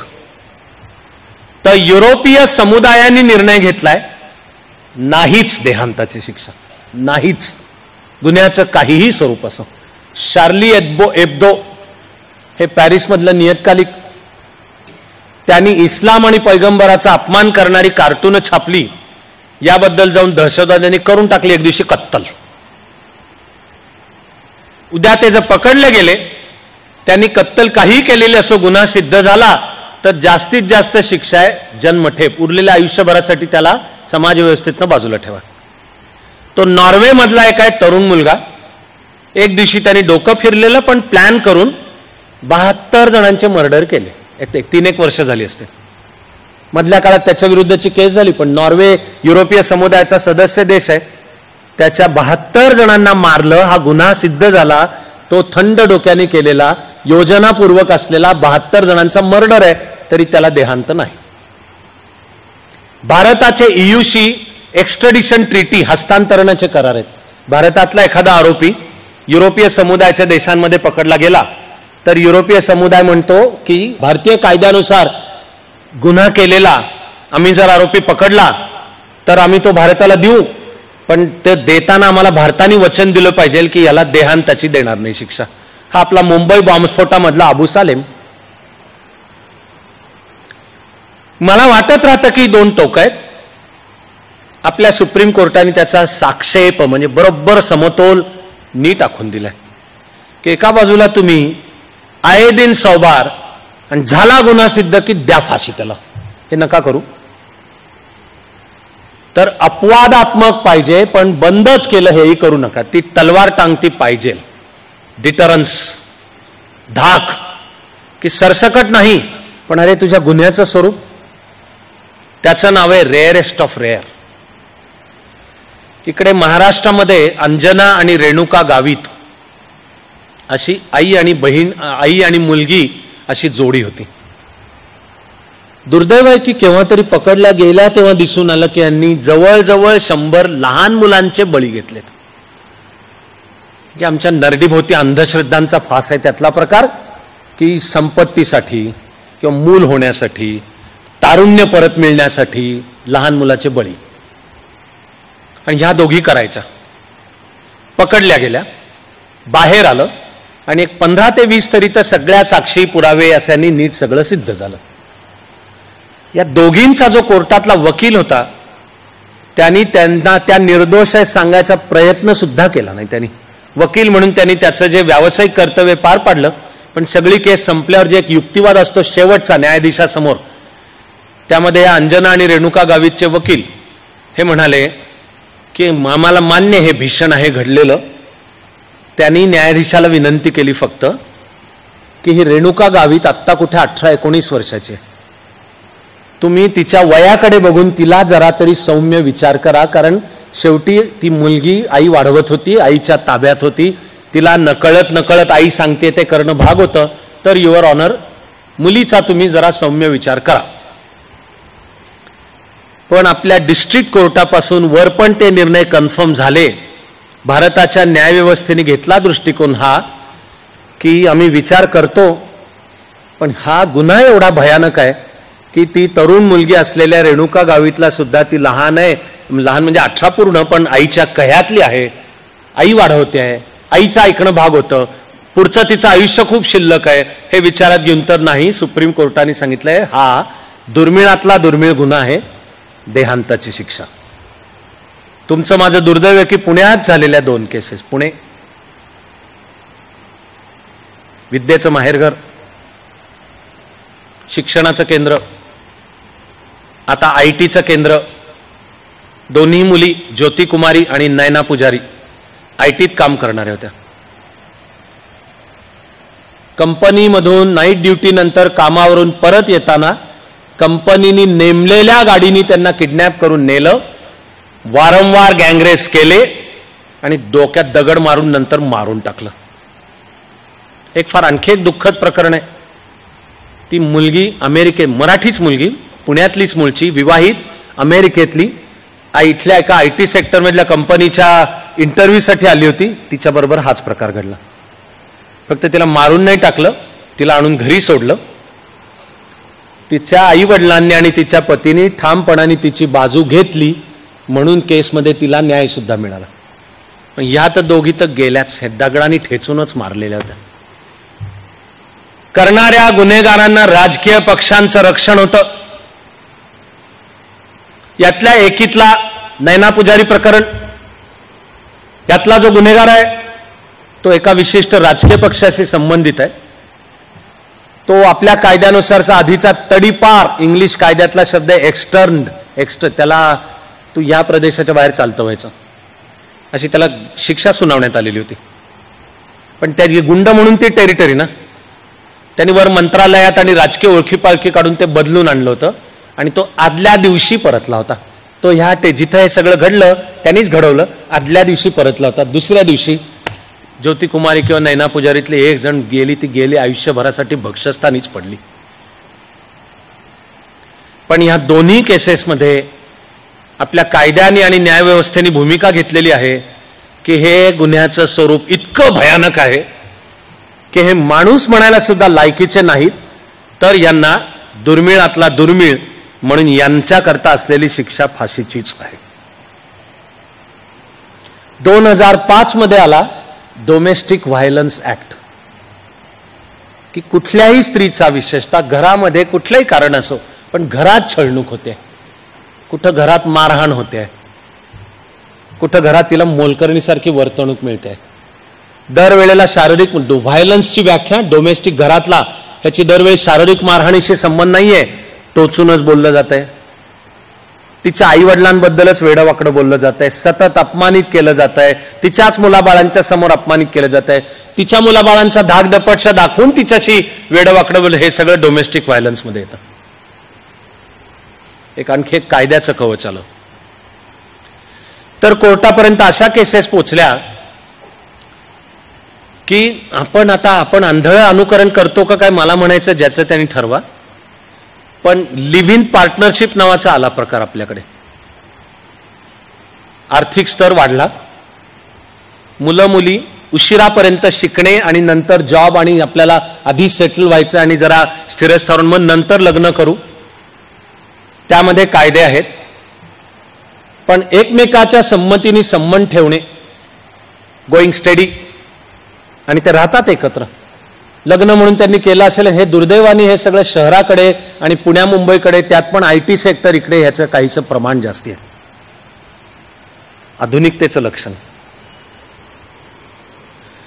तर अशा स्त्रियांची निघाल्या प्रकरणं की आहेत लिव्ह इन पार्टनरशिपमध्ये, त्यातल्या पुरुषाची फिरली मर्जी, त्याने काय केलं, तिला टाकून दिली. टाकून देणे नावाचा घाण शब्दरचना आपली, त्याला चल चालती हो म्हणून सांगितलं, किंवा केली मारहाण, आणि ती फिजिकल केली, डोळा फुटला, अंग सुजलं, रक्तबंबाळ तुडवला. तिनं काय न्याय काय मागायचा आहे, तिला कायद्याचं रक्षण काय म्हणणार की हे डोमेस्टिक व्हायलन्स किंवा काय 302, 304 इत्यादी. अगदी कायद्याचं वापरायचं झालं तर कोणाही एका व्यक्तीने कोणाही दुसऱ्या व्यक्तीला मारहाण करणे हा इंडियन पिनल कोड खाली गुन्हा आहेच. पण एक स्त्री म्हणून, आणि अरे ही तिच्याबरोबर त्या पुरुषाबरोबर लिव्ह इन पार्टनरशिपमध्ये होती, तर तिला काय रक्षण. तर सुप्रीम कोर्टाने मग ह्या डोमेस्टिक व्हायलन्स ऍक्टच्या आधारे दिला निकाल की जर एक पुरुष आणि एक स्त्री अथवा कोणीही 2 व्यक्ती म्युच्युअली कन्सेंटिंग ऍडल्ट्स, 2 परस्परांच्या संमतीने कोणाही तिसऱ्यावर अन्याय न करता जर राहत असतील एकत्र, तर त्यांच्या नात्याला नाव पती पत्नीच आहे. तुम्ही ते पत्रिका काढल्या का नाही, सप्तपदी चाललात का नाहीत आणि रजिस्ट्रारकडे लग्न नोंद काय संबंध नाहीये. लिव्ह इन पार्टनरशिप मधल्या स्त्रीला सुद्धा या डोमेस्टिक व्हायलन्स ऍक्टचं संरक्षण मिळेल. काळा चौघात पुढे विषय आला म्हणा किंवा आणण्यात आला म्हणा, मॅरिटल रेप नावाचा भीषण प्रकार. कारण रेप बलात्काराची व्याख्या काय आहे? स्त्रीच्या इच्छेविरुद्ध शरीर संबंध करणे. लग्न झालं म्हणजे काय पुरुषाला नवऱ्याला अधिकार दिला काय तिची इच्छा असो नसो? का हक्क आहे का तिची की नवरा म्हणेल त्यावेळेला नवऱ्याशी सर्व प्रकारचे संबंध ठेवले पाहिजेत? पण गेल्या काही काळामध्ये हा मुद्दा पुढे आला म्हणा किंवा मी शब्द विचारपूर्वक वापरतोय की आणण्यात आला की काय, पण अचानक मॅरिटल रेप विवाह संस्थेच्या अंतर्गत. आता मला तर वाटत राहतं की विवाह ही एवढी पवित्र गोष्ट आहे. भारतीय विचारात तर तो संस्कार आहे, नुसता करार नाही. अशामध्ये दोन व्यक्ती, दोन घराणी यांचं असलेलं केवळ शरीराचं नाही, मनाचं, बुद्धीचं, संस्कृतीचं ते मिलन आहे पुढच्या संस्कृतीच्या समृद्धीसाठी. ह्याची एवढी घाण आणि या विवाह संस्थेचं गटार कधी करून ठेवलं आपण? आणि जर त्याच्यातलं सर्व पावित्र्यच जर हरवलेलं असेल तर तुझी काय समजूत आहे की पत्नी आणि पहिली रात्र म्हणजे काय बलात्काराची रात्र आहे काय?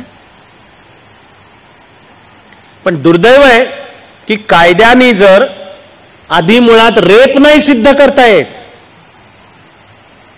आलीच कोणी मुस्कटदाबी आहे स्त्रीची, त्याच्यातलं एक सत्य आहे की बहुतेक गप बसून मान्य गप बसतात आणि जाऊ द्या आपली इथे बेअब्रू झाली, कुठे चार चौकात सांगत बसतात, जीवन आपण जगत राहा, कारण सोसावं लागतं स्त्रीलाच. इथे पुण्यात ड्युटीवर असलेली भारताच्या लष्करातली एक महिला अधिकारी रजेवर तिचा पती आणि लहान मुलासहित मराठवाड्यात तीर्थक्षेत्राला गेली होती. परतताना वाटेतल्या एका ढाब्यावर जेवायला बसलेले. त्या दिवशी एक गुन्हा भोगून एक तसाच राजकीय पक्षाचाच एक गुंड सुटून आलेला तो त्या ढाब्यावर दारू पीत बसला होता. त्याची नजर पडली तिच्यावर. मला वाटतं कोणाही स्त्रीला येतच लक्षात, कुठून इंट्युटिव्हली सुद्धा मागून असलं तरी येतं की कोणाची तरी घाण नजर आहे आपल्यावर आणि ती सावरते. तसं हिला आलं लक्षात, म्हणून त्यांनी पटकन जेवण आवरून पतीलाही सांगून जीपमध्ये बसले आणि निघाले. यांनी पाठलाग केला जीपनी 22 किलोमीटर आणि काहीतरी आलं मध्ये, घातली जीप, अडवलं, नवऱ्याला बडवला. लहान मूल होतं, त्याला दिलं फेकून शेतामध्ये, तिच्यावर शेतात जाऊन गँगरेप केला. तिनेच उठून कसं बस सावरत आपला काय पती त्यालाही पाहिलं, बाळाला उचललं, लहान होता अगदी बाळने, पण मुलगा लहान होता, आणि आले. अशा 3-4 दिवसांनंतर हॉस्पिटलमध्ये उपचार चालू होते. त्याच्यानंतर ते मीडियात बाहेर आलं प्रकरण.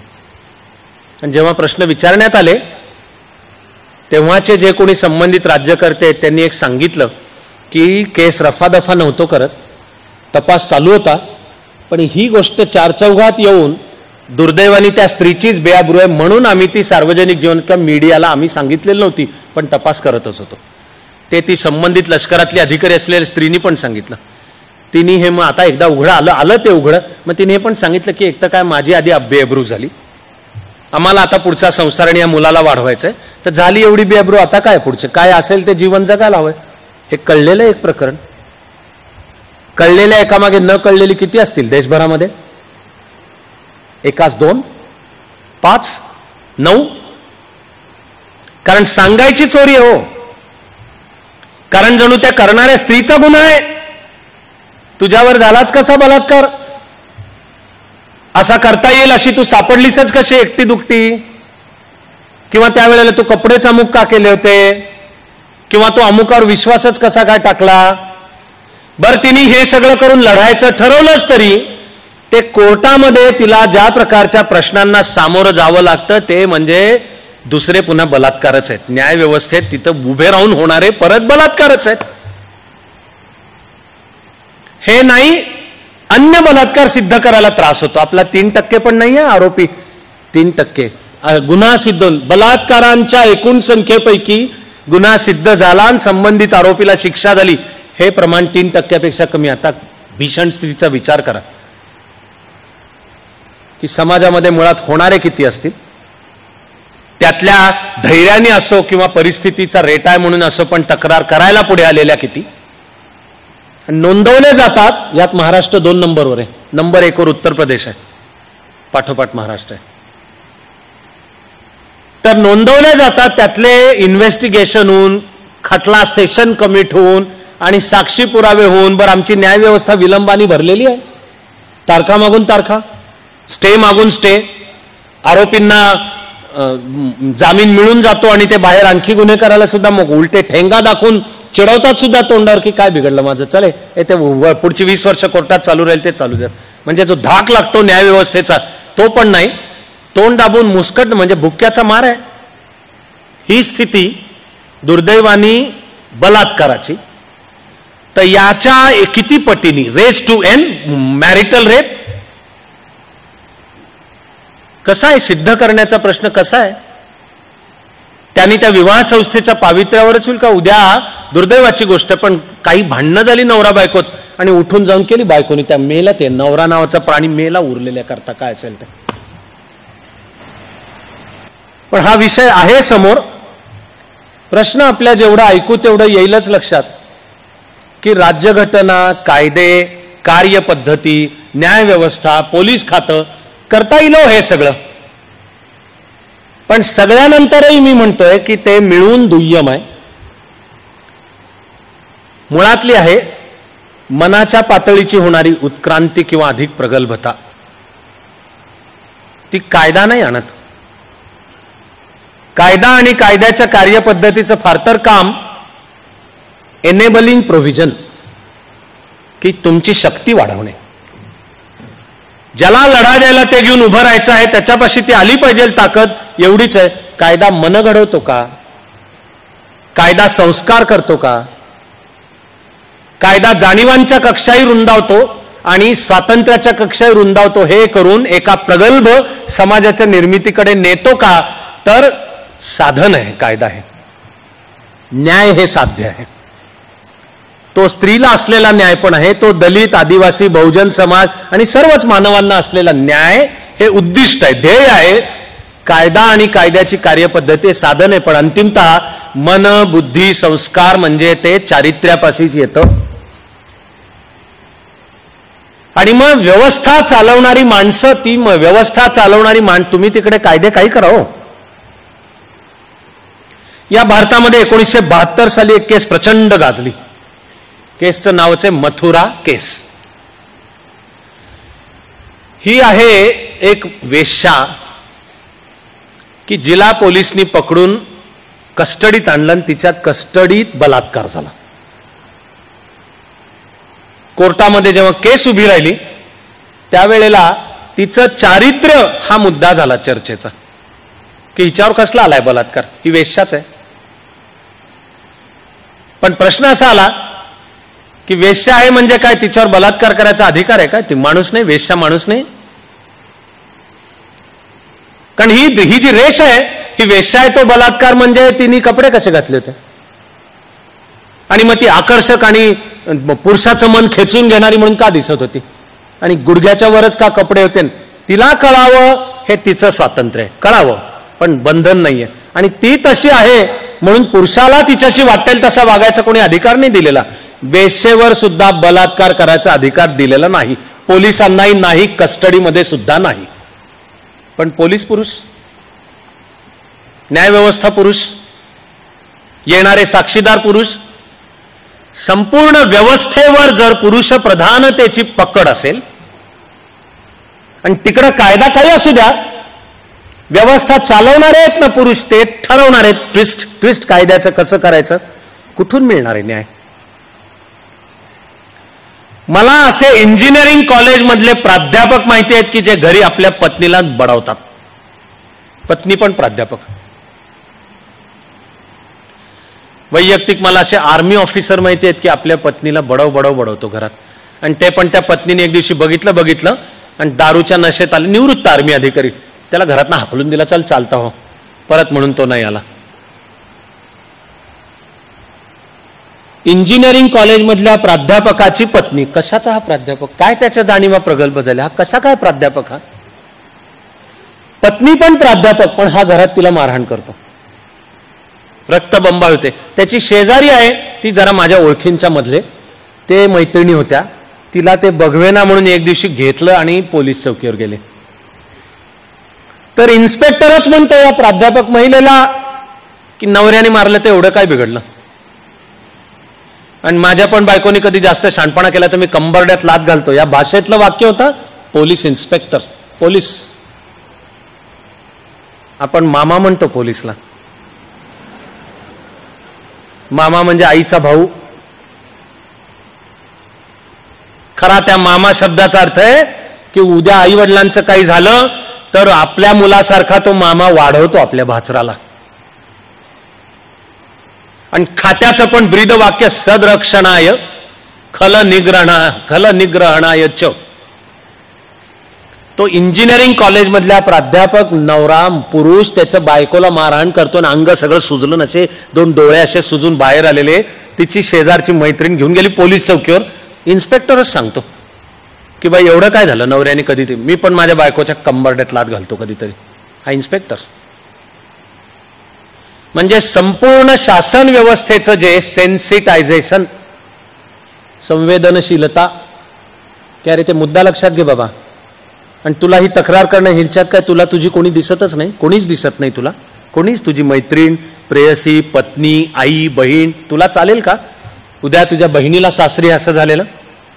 बरं, याच्यासाठी कायद्याने आखून दिलेल्या प्रक्रियेच्या बाहेर जाऊन काही कर कोणी म्हणत नाही, पण एक बेसिक संवेदनशीलता तरी दाखवशील तू. हा तिलाच सांगतं.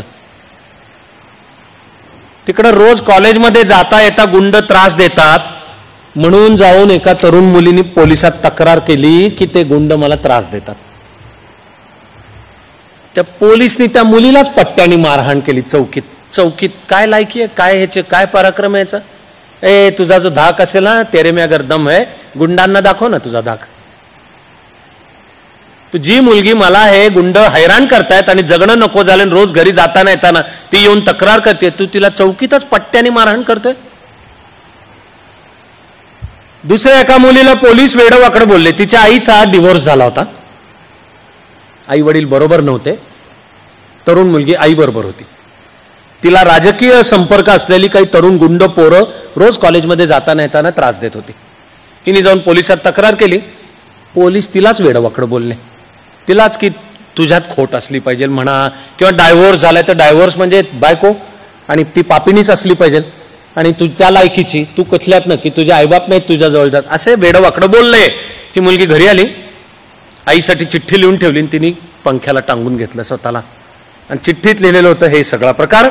आणि आईला म्हणते तुझ्या माझ्याकडनं खूप अपेक्षा होत्या, पण आई मला क्षमा कर, हे मला आता जिणं नको झालं, मला काय कुठे दिसत नाही रस्ता कुठे. ही जर स्थिती असेल कायद्यांच्या अंमलबजावणीची, ती ज्यांनी करायची त्यांच्या जाणीवा, सेन्सिटिव्हिटीज, त्यांच्या सामाजिक न्याय, त्या न्यायाच्या प्रस्थापनेसाठी मी माझं पद वापरीन, वशिलेबाजी नाही करायचे, काही मेहरबानी पण करायची नाही, आउट ऑफ द वे पण जायचं नाहीये. जाणीवांच्या विकासाचाच संबंध आहे. एक आहेत बऱ्याच वर्षांपूर्वी, पण एक आमदार माझे मित्र तेव्हाही होते, आजही आहेत, आणि ते काय नातं आमचं काय, मी सरकारी अधिकारी आणि ते आमदार असं कधीच नव्हतं, तेव्हाही नव्हतं. आता तर काय माणूस म्हणून दोन आमची छान मैत्री. पण त्यावेळेला त्यांचं लग्न नुकतंच झालेलं आणि पत्नी होती प्राथमिक शिक्षिका. आता हे झाले आमदार, त्यांचं म्हणणं होतं नोकरी सोड, आमदाराची बायको आहेस तू, रुबाब कर. तिचं म्हणणं होतं की मला करायचे, मला आवडतं, मला मी शिकवते, शाळेमध्ये मुलं समोर असतात, छान मला आनंद असतो त्याच्यातला, आणि मी शिकवते. ह्याचं म्हणणं नोकरी सोड, आणि आमदाराच्या पत्नीला शोभत नाही, आणि तो माझा अपमान आहे. आणि दोघंही माझ्या छान ओळखीतले होते म्हणून भेटीगाठी दोघांच्याही झाल्या. हा मला भेटून सांगतोय की तिला जरा समजावून सांगा. आणि ती जी प्राथमिक शिक्षिका म्हणजे वहिनी, ती पण म्हणते की मी काम करते त्यातला आनंद आहे मला. सेल्फ इमेज, की प्रश्न केवळ दिवसाचे 7-8 तास आणि अमुक ठिकाणी काम आणि त्याचे एवढे पैसे मिळतायचं असत नाही. सेन्स ऑफ सेल्फ वर्थ, आपली मोल आपलं काय, आणि आपण स्वतःच्या पार समाजात काही काम करू शकतो यांनी तयार होणारा आत्मविश्वास, त्यांनी तयार होणारी स्वतःची प्रतिमा, आणि त्यामधून तयार होणारा सेल्फ रिस्पेक्ट, एक स्वतःबद्दलचा, ह्याच्याशी संबंध आहे त्याचा. हे आमदारांनी ते समजावून घेतलं आणि मला माहिती आहे की पुढे त्यांचा संसार छान चालू आहे, सुरळीत चालू आहे. आजही त्या आता वरिष्ठ, आता त्या शिक्षण क्षेत्रामध्ये आणखीन त्यांच्या कुवतीने प्रमोशन्स मिळवत आणखीन पुढे. पण स्त्री आर्थिकदृष्ट्या कमावू लागली तर अनेकदा घरामध्ये तिच्या कमाईवर तिचाच अधिकार नाही असंच दिसून येतं. म्हणजे अनेकांना जे वाटतं की जर ती आर्थिकदृष्ट्या स्वतंत्र झाली तर स्त्रीची स्वतंत्र होण्याकडची वाटचाल होईल का, तर अनुभव हे सांगतो की हे फारसं नाही खरं. हे फारसं, ती जरी स्वतंत्रदृष्ट्या कमावत असली, घरी येऊन तिने सासूच्या किंवा नवऱ्याच्या हातात ठेवायचे पैसे, किंवा काही वेळा नवरा ठरवणार की मी तुझ्या हातात किती पैसे देईन त्याच्यातले. म्हणजे कमावणार ती, अधिकार तिचा नाहीच आहे. तत्वज्ञानामध्ये एक फार दुःखद हृदयद्रावक शब्द आहे एलियनेशन. एलियनेशन म्हणजे जे तिचं आहे ते तिच्यापासून हिरावून घ्यायचंय. एलियनेशन. तू काम कर, तरी पण आधी सकाळी घरची सगळी कामं करायची, जा तुझं काम कर तिकडे, तरी संध्याकाळी आल्यानंतर सुद्धा घरची सुद्धा सगळी. हे केवळ महाराष्ट्र किंवा भारताचं नाहीये, अख्ख्या जगाच्या अभ्यासाने दाखवून दिलंय की कितीही आधुनिकीकरण येवो, घरामधलं महिलेचं, गृहिणीचं काम सोपं व्हावं यासाठी विज्ञानाने किती नवे नवे गॅजेट्स आणत, स्त्रीचे वर्किंग आवर्स काय कमी झालेले नाहीत. एक तर स्टडी दाखवून देतो की आलेल्या सगळे गॅजेट्स काय, ओव्हन आहे, वॉशिंग मशीन आहे, डिशवॉशर आहे, सगळे तिचे वर्किंग आवर्स प्रत्यक्षात वाढवलेलेच आहेत उलटे. त्याच्यामधून तिची सुटका नाही. होम मेकर, घर चालवणे फुल टाइम जॉब आहे. घर चालवणे हे पूर्ण वेळचंच काम आहे. देशाचा जीडीपी मोजताना घर चालवणारी स्त्री जे घरात काम करते मोजलाच जात नाही. हे जगभरच आहे. हा विषय आता जगासमोर आहे की मोजलाच जात नाही. आणि अर्थशास्त्रामधला एक थंब रूल आहे की महिलेनी, स्त्रीनी, गृहिणींनी हे केलेलं काम जर आर्थिक मोल विचारात घ्यायचं झालं तर भारतासकट त्या त्या देशाच्या राष्ट्रीय उत्पन्नाच्या वाढीचा वेग 2% वाढेल. दर साल 2% वाढेल. पण सध्या ते मोजण्यातच कुठे नाही. पण जाणाऱ्या काळाबरोबर प्रगतीची चिन्ह, माणूस बदलतोय, माणूस उत्क्रांत होतोय. स्त्री सुद्धा अधिक शिकलेली, चांगला आहार मिळालेली, त्यामुळे जीवनाच्या सर्व क्षेत्रांच्या मध्ये पुरुषाच्या बरोबर संधी असलेली, काल परवापर्यंत ती संधी नव्हती म्हणून गुणवत्ता पण घुसमटलेली होती, पण आता संधी मिळाल्या क्षणी जीवनाच्या सर्व क्षेत्रात स्त्री आपल्या कर्तृत्वाचा ठसा उमटवते आहे. अशी महाराष्ट्र आणि भारतासकट सगळ्या भारताची दिसतेच वाटचाल. त्या वाटचालीमध्ये एक फार मोलाचा टप्पा शेतकरी संघटनेचा नेता असलेले शरद जोशी, त्यांची शेतकरी संघटना, आणि तिने पहिल्यांदा भीक नको हवे घामाचे दाम अशी घोषणा देऊन शेतमालाला उत्पादन खर्चावर आधारित रास्त भाव ही मागणी पुढे घेऊन जन आंदोलन उभं केलं. त्यावेळपर्यंत म्हणजे 80चं दशक चालू होताना शेतकऱ्याला संघटित करता येणं हे अशक्य वाटलेलं काम शरद जोशींनी आधी इथं पुणे म्हणजे चाकण कांद्याचा प्रश्न घेऊन, नंतर साखर, मग तंबाखू, मग दूध, मग ज्वारी, आणि महाराष्ट्रापासून भारतभर ती चळवळ पसरत गेली. अशक्य समजलं जाणारं काम शरद जोशींनी करून दाखवलं. ते सर्व पक्षांच्या एजेंड्यावर आलं, ते देशाच्या प्लॅनिंगमध्ये आलं. काम आजही अपुरं आहे, पण निदान सूत्राचा स्वीकार झालाय. शेतमालाला उत्पादन खर्चावर आधारित रास्त भाव. ते काम करताना शरद जोशींना जाणवलंय की स्त्रीची, आणि त्यातही ग्रामीण स्त्रीची सर्वात जास्ती छळणूक आहे, शोषण आहे. तिला तिच्या अधिकारांच्या पासून सर्व हिरावून घेतलं जातं. म्हणून शरद जोशींनी जसं शेतकऱ्याला संघटित करण्याचं अशक्य काम, तसं त्यांनी 84-85 सालानंतर ग्रामीण स्त्रीला संघटित करण्याचं पण काम हाती घेतलं. स्वतंत्र भारतात, आणि त्यातल्या ज्याला साठोत्तरी महाराष्ट्र म्हणतात, म्हणजे 1 मे 1960 म्हणजे आधुनिक काळामध्ये महाराष्ट्र राज्य अस्तित्वात आल्यापासून महाराष्ट्राची एक समृद्ध परंपरा आहे स्त्री चळवळीची सुद्धा. तो स्वातंत्र्य चळवळीतला वाटा आहे आणि स्वातंत्र्यानंतर सुद्धा चालू राहिलाय. पण आदरपूर्वकच हे म्हणणं वावगं नाही किंवा त्यात कोणाही बद्दलचा जरा सुद्धा अनादर नाही की शरद जोशींनी ग्रामीण स्त्रीचे विषय हाती घेईपर्यंत महाराष्ट्र आणि भारतातल्या स्त्री चळवळीचा तोंडावळा मुख्यतः शहरी होता, आणि मुख्यतः मध्यमवर्गीय होता. कशातही अनादर नाही हा, किंवा तसा आहे म्हणजे काहीतरी कमी आहे असा नाही, किंवा तसा आहे म्हणजे त्या चळवळीतल्या काहीतरी, अजिबातच नाही. एक वस्तुनिष्ठ सत्य म्हणून शरद जोशींनी ग्रामीण स्त्रीचे आणि तिला संघटित करण्याचे प्रश्न हाती घेतले. मी IAS होण्यापूर्वी मी सहभागी आहे त्याच्यात. जसा शेतकरी चळवळीत होतो, जसा तुरुंगात गेलोय, तसा ही होऊन त्याला प्रत्यक्ष पुढे आकार आला. त्यावेळेपर्यंत मी मसुरीला पोहोचलेलो होतो.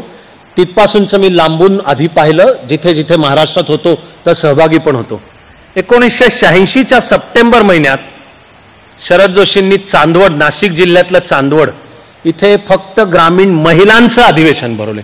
ग्रामीण आणि महिला, आणि यायचं ते महाराष्ट्रभरातनं महिलेनी स्वतःच्या खर्चाने यायचं.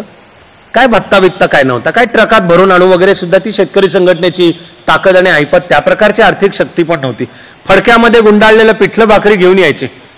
पण जवळजवळ 4 लाख स्त्रिया आल्या चांदवडला. तिच्यामध्ये शरद जोशींनी एक कार्यक्रम समोर ठेवला, त्याचं नाव चांदवडची शिदोरी असं आहे. ती जी जागृती दिसून आली त्याच्यामधूनच, आणि महाराष्ट्राच्या राजकारणाला सुद्धा पक्षनिरपेक्षपणे सांगतोय, सत्तेत कोणताही पक्ष आणि त्यावेळी मुख्यमंत्री पदावरच्या व्यक्ती असू द्यात, तुमच्या माझ्या सुदैवानी प्रबोधनाच्या परंपरेचा जो दीर्घ वारसा या महाराष्ट्राला आहे, त्यामुळे स्त्री प्रश्नावरही जागृतीची सुचिन्ह महाराष्ट्रात सुद्धा होतीच, राजकीय जीवनात सुद्धा दिसत होतीच. ते राजकीय स्त्रीच्या राजकीय वर्तणुकीत सुद्धा दिसत होते. त्यामधून आकाराला आलं महिला धोरण, ते अंमलात आणण्यासाठी महिला समिती आणि तिच्याद्वारा महिला आयोगाची स्थापना. तिन्ही करणारं देशातलं पहिलं राज्य महाराष्ट्र आहे. महिला धोरण आखणारं राज्य पहिलं महाराष्ट्र आहे. ते धोरण अंमलात आणण्यासाठी आवश्यक ते कायद्यातले बदल, कार्यपद्धतीतले बदल, इतकंच काय, बजेट तरतुदी, अर्थशास्त्रातला ज्याला शब्द आहे जेंडर बजेटिंग, म्हणजे तुम्ही नुसतेच विकासाला सगळं करतात आणि एकूण त्या विकासाचा झिरप सिद्धांत, पर्कोलेशन थिअरी, जसा तुम्ही विकासाचा पाऊस पाडा तो झिरपत तळापर्यंत पोचेल, असा प्रथम होता स्वातंत्र्यानंतर झिरप सिद्धांत, पर्कोलेशन थिअरी. 1969-70 पर्यंत असं जाणवलं की तसं काय ते झिरपत नाही, ते वरच्याच एका घटकापर्यंत राहतं. म्हणून राजकीय असो अथवा आर्थिक, पण इंदिराजींनी गरिबी हटाव घोषणा दिली आणि पुढे गरिबी निर्मूलनाचे आणि गरिबीवरची थेट चढाई, डायरेक्ट ऍक्शन ऑन पॉवर्टी या सूत्रांनी पुढचे अनेक कार्यक्रम आखले की तो जो थेट गरीबातला गरीब आहे त्याला, तेच स्त्रीच्या बाबतीत खरंय की विकासाकरता तुम्ही योजना करा, साक्षरतेचे कार्यक्रम हाती घ्या, शाळा काढा, ऑपरेशन ब्लॅकबोर्ड कार्यक्रम हाती घ्या, दुपारचा आहारची योजना करा, मिड डे मील, दूध द्या, बालवाड्या चालू करा, सगळ्याचा मिळून स्त्रीपर्यंत आपोआप फायदा पोहोचेल. तर एक दुःखद सत्य आहे की असं नाही पोहोचत. म्हणून स्पेसिफिक व्यवस्था आणि बजेटमधली तरतूद की एकूण बजेटच्या 15% रक्कम थेट महिलांच्या आणि ती ग्रामीण महिलांच्या विकासासाठी ठेवली, हे पण करणारं महाराष्ट्र पहिलं राज्य. तेव्हा महिला धोरण, त्यानुसार महिला आधी महाराष्ट्राने नेमली, आधी समिती होती आणि नंतर तिचं आयोगामध्ये रूपांतर आहे. आणि ही जेंडर बजेटिंगची संकल्पना, हा महाराष्ट्र जे देशाला दिशा दाखवण्याचं सतत काम करायचा, थोडी मधली काही वर्ष मला जरा ठसठसती जखम होती की ते थांबलं आहे की काय, आणि थोडी आता कदाचित पुन्हा शंका बाळगायला जागा आहे की बहुधा पुन्हा महाराष्ट्राला आपला सूर सापडून हे देश आणि जगासमोरच्या प्रश्नांच्या उत्तरांवर मूलभूत चिंतन करणारी माणसं आणि संस्था, कामाच्या दिशा दाखवणारी माणसं आणि संस्था आणि नवे धोरणं, नवे पायंडे पाठ, तो सूर महाराष्ट्राचा पुन्हा एकदा सापडतोय असं एक माझं रीडिंग म्हणतं. मी माझं आकलन आहे, कोणी सहमत होईल कोणी नाही, पण 90चं दशक चालू होताना हे महाराष्ट्राने केलेलं काम आहे. तेव्हा महिला धोरण, महिला आयोग, त्यानुसार महिलांच्या विकासासाठी विशेष कार्यक्रम, जिल्हा परिषदांच्या मध्ये विशेष एक महिला समिती आकार, तिचं नाव महिला बाल कल्याण समिती, आधी नव्हती, आणि नियमातली तरतूद आली की जिल्हा परिषद म्हणजे जिल्ह्याचं जे बजेट तयार होईल त्यातली स्वतंत्रपणे 15% रक्कम महिलांच्या विकासासाठी ठेवली जाईल. मला तेव्हाच एक इथे पुणे जिल्हा परिषदेचाच घडलेला प्रसंग लक्षात आहे 1/3 जागा नुकत्याच आल्या होत्या, ते माझ्या बोलण्यात आत्तापासूनच्या काही मिनिटात येईलच. त्यानुसार जिल्हा परिषदेमध्ये 1/3 महिला निवडून आल्या होत्या, पण त्या कोणाच्या तरी पत्नी, कोणाची तरी बहीण, कोणाची तरी काय असं तिच्या खांद्यावरनं मागणं प्रत्यक्ष कारभार सगळा चालवत होता तो कोणतरी पुरुषच होता. पण जिल्हा परिषदेच्या सर्वसाधारण सभेत जनरल बॉडीची सुरुवात झाली, बजेट मांडलं गेलं आणि CEO आहे, माझ्यावर जी काय जबाबदारी म्हणून मी CEO नव्हतो पण मी होतो त्या मीटिंगला. तर मुद्दा चालू झाला आणि एक तडफदार एक महिला निवडून आलेल्या त्या होत्या. त्यांनी उभं राहून तिकडे त्या हातामध्ये बजेटचे दस्तावेज घेऊन बोट ठेवत विचारणं चालू केलं की महिलांसाठीच्या विकासाचे 15% कुठे आहेत, त्याचा तपशील कुठे आहे, तो कोणत्या गावांच्यासाठीचा आहे. आणि हे त्या सर्वसाधारण सभेला आणि त्यातल्या पुरुषांना बहुधा खपत नव्हतं की बाई उभी राहते आणि या प्रकारचे प्रश्न हडसून खडसून विचारते. तर मध्ये मध्ये जिल्हा परिषदेच्या अध्यक्षासकट कोणतरी 2-4 ते पुरुष होते, त्यांच्या बोलण्यात असं 4-5 वेळा आलं आलटून पालटून ध्रुपद असल्यासारखं की 15% दिले ना, ओ बाई 15% दिले ना, ओ बाई 15% दिले. 4-5 वेळा ऐकलं आणि ह्या बाई जे कडाडल्या अक्षरशः के ते मगापासून 5 वेळा ऐकलं मी 15% दिले. त्या म्हणल्या तुम्ही कोण 15% देणार आहे, ते आमच्या हक्काचे आहेत, काय नवी गोष्ट नाही, 15 मेहरबानी नाही केलेली. तर मला दिसलं की संधी मिळाल्या क्षणी कुवत कशी तयार होईल आणि त्याच्या पडू दे त्याच्या कामांच्या मध्ये की लर्निंग द रोप्स कळणार आहेत आणि मग हे काम कसं सरकवायचं, कायदा म्हणजे काय, बजेट म्हणजे काय, बोट कुठे ठेवायचं आणि आपल्या हक्कांचं ॲसर्ट करणे आग्रह, याचं सगळ्याचं ते चिन्ह होतं. तसं मग महिला धोरण, मग आयोग, मग तो देशाच्या पातळीला सुद्धा आला. त्याच वेळेला 73 आणि 74वी घटना दुरुस्ती आली. दोन्ही घटना दुरुस्त्या स्थानिक स्वराज्य संस्थांमध्ये महिलांना 1/3 राखीव जागा आणि शिवाय इतर अनेक मुद्दे होते. राज्याला निवडणूक आयोग असेल आणि तो घटनात्मक असेल. स्थानिक स्वराज्य संस्थांच्या निवडणुका दर 5 म्हणजे 5 वर्षाला होतीलच असं आता घटनात्मक बंधन आलं, आधी नव्हतं. ग्रामसभेला अधिक अधिकार देण्यात आले आणि 73 आणि 74व्या घटना दुरुस्तीचं सर्वात महत्वाचं वैशिष्ट्य आहे स्थानिक स्वराज्य संस्थांमध्ये महिलांना 1/3 जागा आल्या. त्यावेळी मी रत्नागिरी जिल्हा परिषदेचा CEO होतो. त्यावेळी माजलेली राजकीय खळबळ माझ्या लक्षात आहे, कारण रत्नागिरी जिल्हा परिषदेत त्यावेळी होत्या 44 सीट. ती जिल्हा परिषद 1979 सालीच बरखास्त झाली होती, कारण त्या वर्षी सिंधुदुर्ग जिल्हा तयार झाला. आधी तो एकत्र होता, पण सिंधुदुर्ग जिल्हा झाल्यामुळे जिल्हा परिषदेची समिती म्हणजे सर्वसाधारण सभा बरखास्तच झाली. तिथून पुढची 13 वर्ष निवडणुकाच झाल्या नव्हत्या, अख्ख्या राज्यात झाल्या नव्हत्या, अख्ख्या महाराष्ट्रात जिल्हा परिषदेच्या निवडणुकाच झाल्या नव्हत्या. जिल्हा परिषद यंत्रणा राबवणाऱ्यांमध्ये तुका म्हणे त्यातल्या त्यात बरी असलेली 2 राज्य गुजरात आणि महाराष्ट्र, त्यातल्या या महाराष्ट्राची ही स्थिती. त्यामुळे 92 साली मी रत्नागिरीचा CEO होतो. माझ्या प्रशासक ऍडमिनिस्ट्रेटर बॉडीच नाही ना, कारण माझ्याच हातात सगळे अधिकार होते. पण ही 73-74 घटना दुरुस्ती आली, त्यानुसार आता निवडणुका व्हायच्या आहेत आणि मग आता धर्मसंकट उभं राहिलं की जिल्हा परिषदेचे मतदारसंघ 44, महिलांना राखीव 1/3, ते पण लॉटरीनी काढले जाणार. कोणता मतदारसंघ महिलांना राखीव? बरं, आता तिथे एकेका पुरुषाला आपापला मतदारसंघाची जोपासना करावी लागते, नर्चरिंग. ते असं जनरल ताईमाई अक्का माझ्यावर मारा शिक्काने कोण मारत नाही शिक्का. तिकडे त्याला लोकशाहीतला शब्द आहे नेम रेकग्निशन, की लोक ओळखावे लागतात, त्यांच्या अडीअडचणीला हा धावून गेलाय कळावं लागतं, तर त्या ताईमाई अक्का येऊन शिक्का मारतात त्याच्यावर. तर आता एक धर्मसंकटच उभं राहिलं की असलेल्या 44तले 1/3 म्हणजे 15 जाणार. कोणाचे जाणार?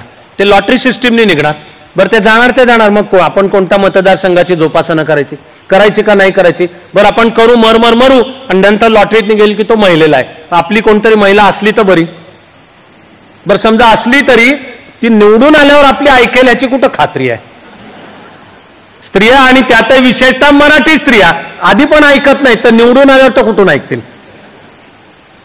त्यामुळे कोणाच्या बायकोला तिकीट दिलंय, कोणाच्या बहिणीला दिलंय, कोणाच्या काय इन कोट्स मैत्रिणीला दिलंय. तो जरा मैत्रीण शब्दाचा अपमान आहे. मैत्रीण फार छान शब्द आहे, ज्यांना आहे त्यांनाच कळेल. उरलेले 6 दिवसापूर्वीचं दुःख पचवून जगायला लागा.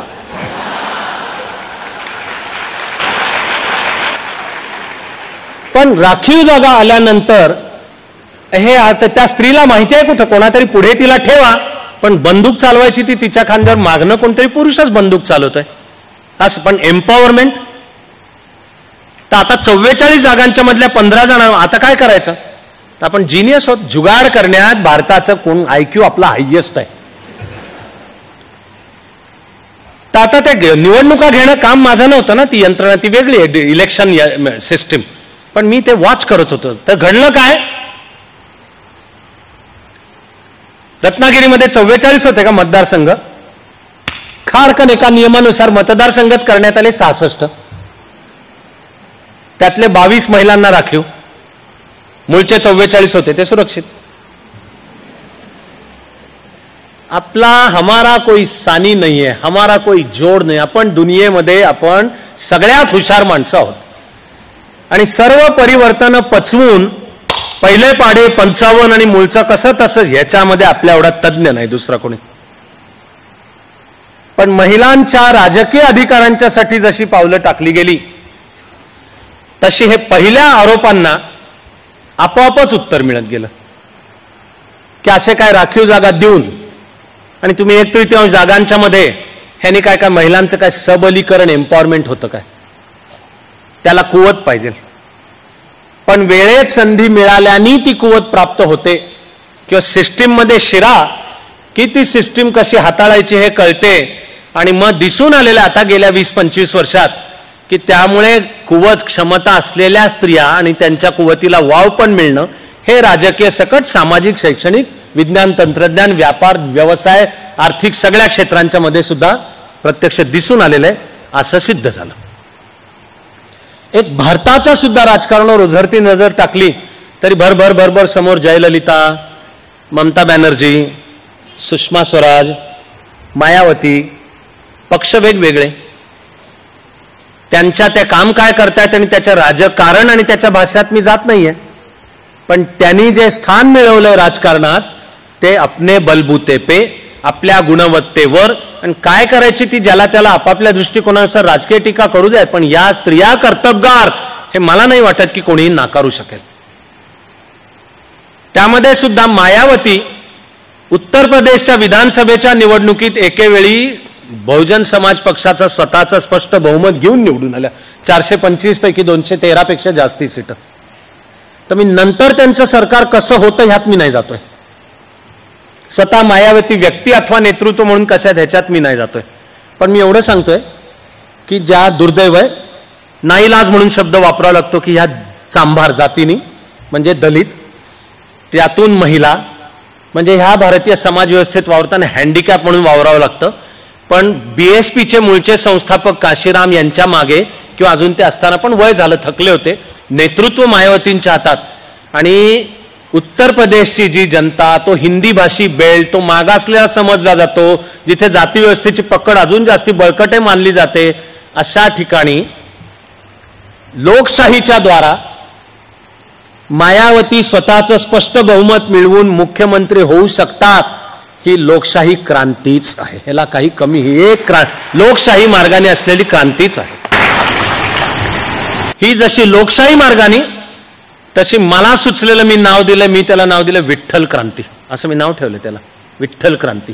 विठ्ठल क्रांती म्हणजे काय की आता तिरुपती,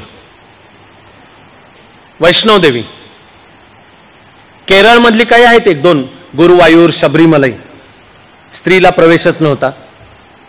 मग स्त्री पुजारी बनू शकते का आणि स्त्री पौरोहित्य करू शकते का, आणि ती पण जातपात न पाहता, ही तर फारच मोठी सामाजिक क्रांती झाली. पण गेल्या काही वर्षांच्या मध्ये हे घडलेलं आहे हे सर्वत्र की आता स्त्रीला प्रवेशही मिळेल, मिळालाच पाहिजे. ती पौरोहित्य करू शकते का, तर त्या व्यक्तीनी जातपात आणि लिंग निरपेक्ष तू एक आचार विचार शुद्ध ठेव, तर तुला ते पौरोहित्य इत्यादी जरूर करण्याचा सुद्धा अधिकार आहे, त्याचा जातीपातींशी संबंध नसलाच पाहिजे. आंबेडकरांचं जसं जाती निर्मूलन हे स्वप्न होतं आणि सावरकरांचंही जाती निर्मूलन होतं, मला वाटतं विचार करणाऱ्या कोणाही भारतीयाचं मूळचं अंतिम स्वप्न असायलाच पाहिजे जाती निर्मूलन. ते या स्त्री चळवळीच्या द्वारा सुद्धा व्यक्त होताना आता समाजाचे धार्मिक सकट, सामाजिक सकट सन्मान आणि सर्व अधिकार आणि निर्णय प्रक्रियेतला सहभाग त्या स्त्रीचा आहे. तर हिला मी नाव ठेवलं विठ्ठल क्रांती. मी तिला विठ्ठल क्रांती नाव ठेवण्याचं कारण, हा तुमचं माझं जे अगदीच अतिच ज्याला म्हणजे विठोबाच कळत नाही, मी मानतच नाही, वारकरी मी मानतच नाही, भागवत धर्म भागवत संप्रदाय काय मी मानत नाही. बरं, जरी मानत नसला तरी ते समाजवादी नेता नानासाहेब गोरेंनी एक प्रसंग फार छान सांगितलाय. ते नास्तिक आणि विचारांनी समाजवादी पंढरपूरला विठोबाच्या मंदिरात गेले की बघू इथलं लक्षावधी इथे येतात, हा सगळ्यांचा हा काळ्या आणि सावळ्या, बघू तर खरा हा काय. तर त्या अंतःकरणाच्या का प्रामाणिकपणाने नानासाहेबांनी हा प्रसंग सांगून ठेवलाय. त्यांची नॉर्मल पण अशी हात पाठीची बांधून होती पद्धत. तर ते असे विठोबा समोर गेले आणि असे उभे राहिले हातपाठी. मी देवदेव काय मानत नाही. मग नानासाहेब गोरेंच्या डोक्यात विचार आला. ते म्हणतात का रे, हे जे समोरचे हे जे काळा सावळी ही जी मूर्ती आहे, हिच्या समोर ज्ञानोबा माऊली नतमस्तक होती आणि नामदेव आणि जनाबाई बहिणाबाई सगळे नतमस्तक होते आणि नाथानी पण मस्तक झुकवलं आणि तुकोबाराने पण झुकवलं. तर जर एवढ्यानी झुकवलं तर ह्यांच्या समोर कोण? नानासाहेबांनी एका अंतःकरणाच्या नितळपणाने हा प्रसंग स्वतःच्या शब्दात सांगून ठेवलाय. ते म्हणाले माझ्या हात नकळत पुढे झाले आणि मी हात जोडला. तो विठोबा समोर नाहीये, संतांच्या कामासमोर आहे हात.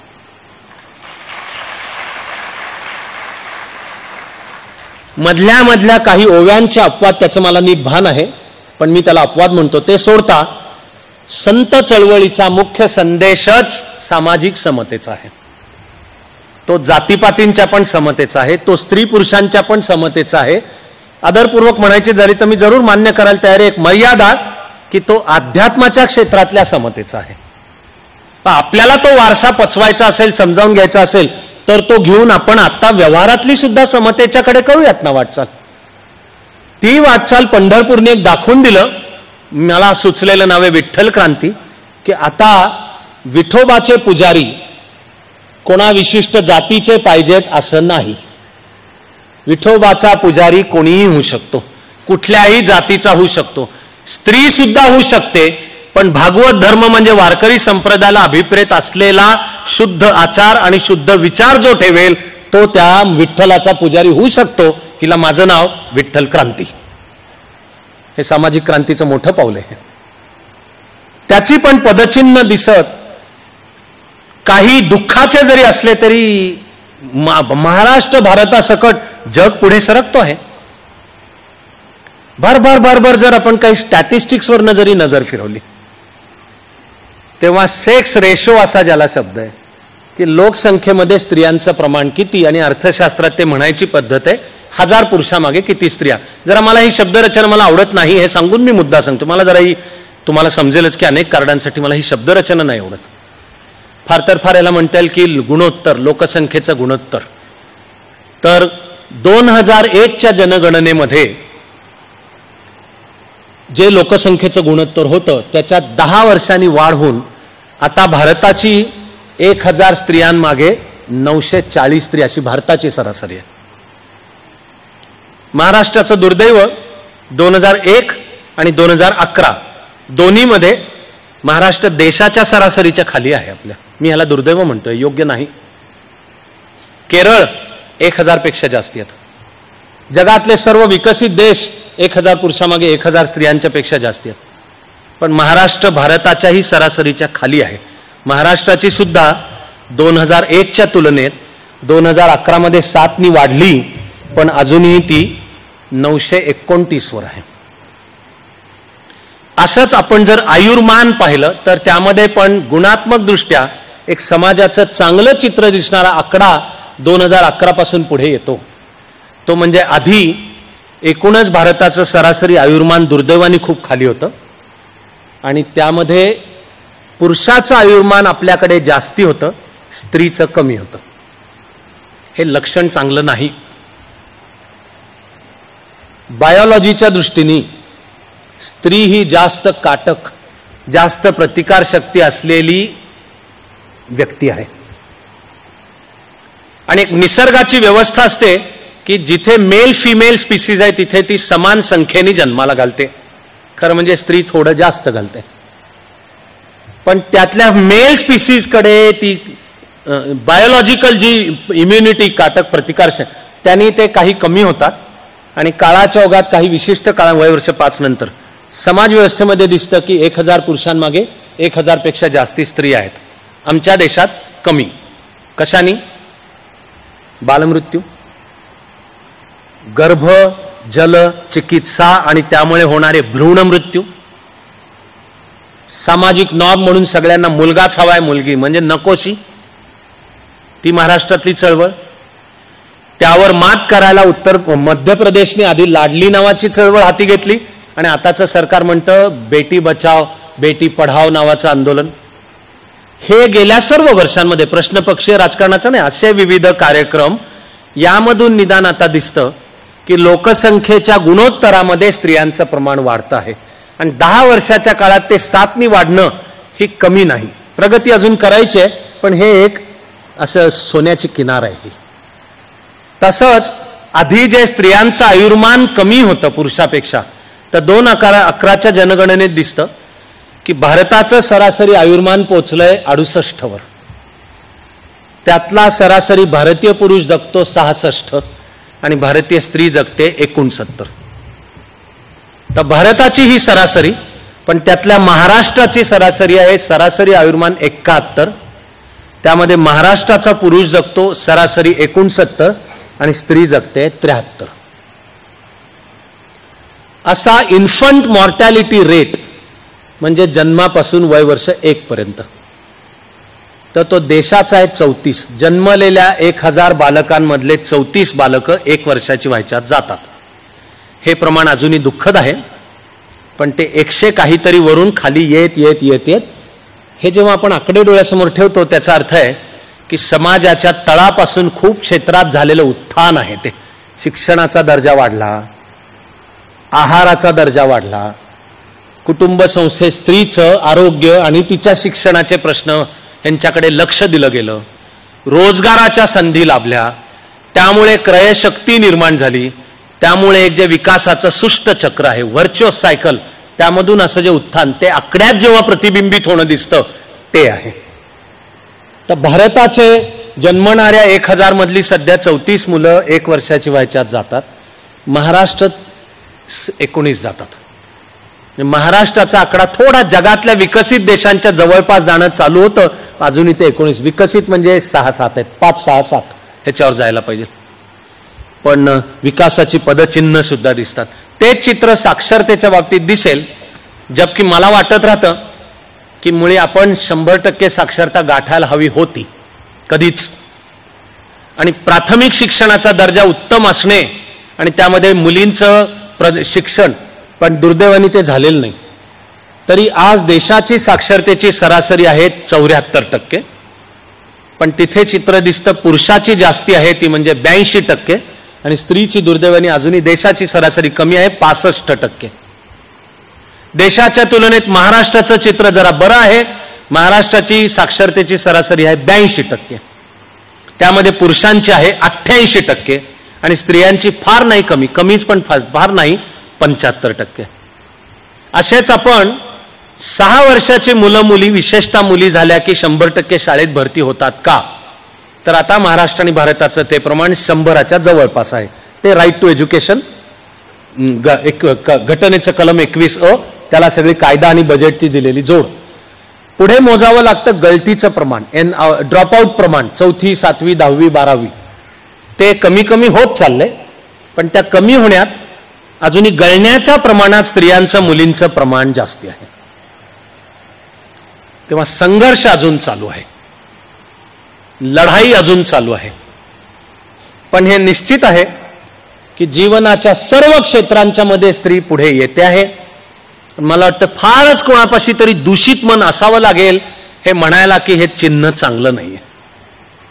अन्यथा हे समाजाच्या प्रगतीचं चिन्ह आहे, हे जाणीवांच्या सुद्धा उत्क्रांतीचं चिन्ह आहे. मला म्हणायचं आहे की जो तुमच्या माझ्या देशाचा मलाही म्हणायचा असलेला मूळ सूर, पण तो काळानुसार बदलून आधुनिक करून एका नव्या तेजस्वी सुरासहित समोर आणायचा आहे, तिकडे तुमच्या माझ्या वैयक्तिक जीवनासहित महाराष्ट्र आणि भारत वाटचाल करतोच आहे ह्याची मलाच खात्री आहे. माझी म्हणलं तर ठसठसती जखम आहे, म्हणलं तर एक विश्वास सुद्धा आहे की या संस्कृतीच्या मूळच्या रचनेमध्ये स्त्री समान आहे, तिला पूर्ण स्वातंत्र्य आहे, तिचा सन्मान पण आहे आणि तिच्यासहित सुरक्षितता पण आहे. असं नको समजूया की संस्कृतीच्या संकल्पनेत स्त्रीला गुलामीच आहे. पुरुषावरची पण जबाबदारी आहे की तुला एकतर्फी निर्णय घ्यायला परवानगी नाहीये. भारतीय संस्कृतीच्या रचनेत तुला तुझ्या जीवनाचे निर्णय एकतर्फी घ्यायला परवानगी नाही. तुझ्या जीवनाशी संबंधित त्यावेळची जी महत्वाची स्त्री, ती लहानपणी कदाचित आई असेल, विवाहानंतर अर्थातच पत्नी आहे म्हणून तिला नाव अर्धांगिनी आहे किंवा सहचारिणी आहे, आणि तुला जर मुलगी झाली आणि तुझं वय झालं तर ती मुलगी पण तू तिला विचारात घेऊन निर्णय घ्यायचे आहेत.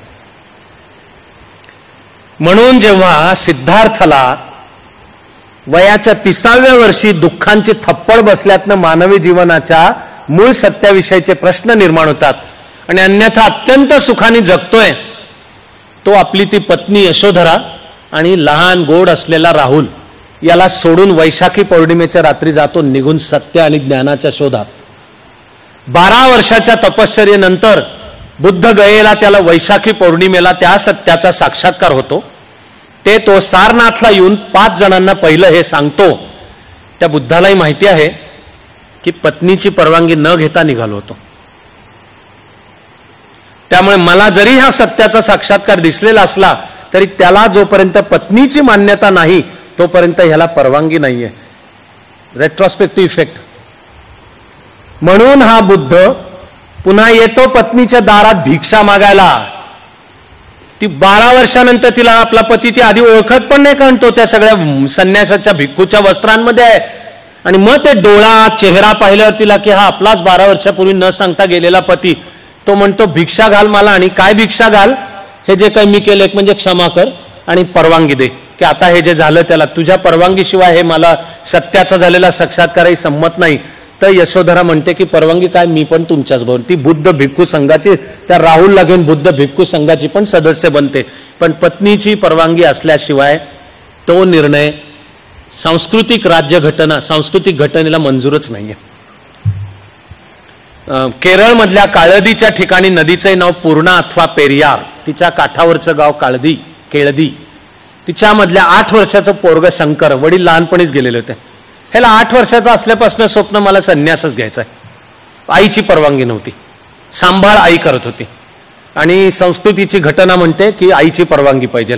ह्याला काय व्यावहारिक जीवनाचं आकर्षण नाही, भौतिक आकर्षण कशाचं. त्याला सत्य, ज्ञान, वेदांत, अद्वैत सगळ्याचा अभ्यास करायचा आहे, ध्यानधारणा करायची. त्या विचाराचं सगळं बीजारोपण सगळ्या भारतभर करून देशाला मुळातली असलेली एकात्मता बळकट पण करायची आहे. आई परवानगी देत नाहीये. आणि मग हे प्रसंग सांकेतिक की त्या पेरियार नदीच्या डोहामध्ये मगरीनी पाय धरलाय. किनाऱ्यावर खेळणारी पोळं पळत पळत जाऊन आईला सांगतात की तुमच्या शंकराचा पाय मगरीनी धरलाय. आई येते पळत पळत. शंकर म्हणतो की आई संन्यासाला परवानगी दिलीस तू आणि ती आनंदानी, तर ही मगर. सांकेतिक अर्थ पण लक्षात घ्यायचा आहे. व्यावहारिक जीवनाची मगर, पण परवानगी आईची पाहिजे. त्याशिवाय आद्य शंकराचार्यांनाही संन्यास घ्यायला परवानगी नाही. त्यांनी घेतला असता तर तो घटनाबाह्य, null and void, ultra vires आहे. विठ्ठलपंत कुलकर्णी यांना पण संन्यास आणि काशी नगरीला जाऊन आपण प्रवचन द्यावीत आणि संन्यास घ्यावा. पण इथं झाला आळंदीच्या रुक्मिणीशी विवाह. संसारामध्ये मन स्थिर नव्हतं. एका रात्री ह्या कुशीवरून त्या कुशीवर झोपेत करता करता काहीतरी बोलले. त्या रुक्मिणीला झोपेत काय बोललो माहिती नाही. ह्यांनी पडत्या फळाची आज्ञा ती जण हू म्हणलीये. हे गेले, ही सकाळी उठून पाहते तर नवरा गुलापला. ते तिच्या आलं लक्षात की ह्याच्या डोक्यात संन्यास घेण्याचा बराच काळ होतं. मग आता काय करणार? आता ही पती असून जणू त्या काळच्या समाजव्यवस्थेत विधवेसारखं जगायची वेळ आलेली. म्हणून ती तशीच पवित्रपणे जगत राहिली. मंदिरामध्ये जात. तिकडे एक आला साधू मध्ये काही वर्षांच्या नंतर. तिला हिने नमस्कार केला. तो साधू म्हणतो अष्टपुत्रा सौभाग्यवती भव. त्यावेळेचा आशीर्वाद. ही म्हणते की आता महाराज तुम्ही आशीर्वाद तर दिला, तो काय या जन्मात खरा व्हायचा का मला पुढल्या जन्मात? तर ते म्हणाले असं का म्हणताय माई, असं का म्हणताय? तिने सांगितलं असा असा माझा पती, तो असा असा काही वर्षांपूर्वी. त्यांना जाणवलं की आपलाच शिष्य काशी नगरीतला, हे वर्णन फार जुळतंय जो आला तो. म्हणून हे परत गेले. विठ्ठलपंतांशी बोलले आणि हडसून खडसून विचारलं की खरं बोल की पत्नीची परवानगी होती का? आता गुरुशी खोटं नसतं बोलायचं, ही एक जुनी बुरसटलेली जातीयतावाद्यांची प्रथा. तुम्ही काय टेन्शन घ्यायचं कारण नाहीये. त्यामुळे गुरुनी इतक्या स्पष्टपणे विचारल्यानंतर विठ्ठलपंतांनी सांगितलं की क्षमा असावी गुरुदेव, पण हे असं असेल. त्यांनी सांगितलं तुझा संन्यास इनव्हॅलिड आहे, कॉन्स्टिट्युशनली इनव्हॅलिड, अल्ट्रा व्हायरस, कारण ती पत्नीची नव्हती. पण तर मग आता काय करायचं, परत जा, विवाह आश्रमातली तुझी कर्तव्य निभाव, त्यानंतर ठरवू. तयार झाला भारतीय संस्कृतीच्या रचनेतला डेडलॉक. सोसावं लागलं ज्ञानोबा माऊलीला. माऊलीच्या तोंडून सर्व सोसूनही बाहेर पडलं पसाये दानच. तुमच्या माझ्या संस्कृतीचं मूळ स्वरूप जेवढं लक्षात येईल तेवढं आपल्याकरता स्त्री स्वतंत्र आहे, सन्मानित आहे, तिचे अधिकारही आहेत आणि तिची सुरक्षितता पण आहे. कारण आम्हाला अभिमान बाळगूयात की मातृदेवो भव म्हणणारी आपण संस्कृती होत. पहिला नमस्कार नेहमी आईलाच असतो. बाकी कुठला दुसरा ईश्वर कळतो का नाही कळतो, हे आईच्या रूपामध्ये तोच ईश्वर. आणि त्याकरता ती शारीरिकदृष्ट्या आई व्हावी लागते नाहीये, मातृत्वाला आहे. त्या मातृ ह्या स्त्रीत्वालाच तो नमस्कार आहे. म्हणून ती असते महिषासुरमर्दिनी. सर्व कलांची अधिष्ठात्री देवता पण स्त्रीच आहे, सर्व शक्ती पण स्त्रीच आहे. हे सारं विश्व निर्माण करणारी विश्वजननी, जगत जननी, जगदंबा स्त्री आहे. आपल्याकरता ही पृथ्वी पण माता आहे आणि जमीन धरती माता आहे. वाहणारी प्रत्येक नदी गंगा मैया आहे, माता आहे. आधी मातृदेवो भव. त्याकरता हा भारत देश सुद्धा आपली असते आहे, भारत माता. ते सर्व समजावून घेऊन त्या भारत मातेच्या सेवेसाठी, राष्ट्रगीतासाठी सगळे उभे राहूयात. जनगण मन अधिनायक जय हे,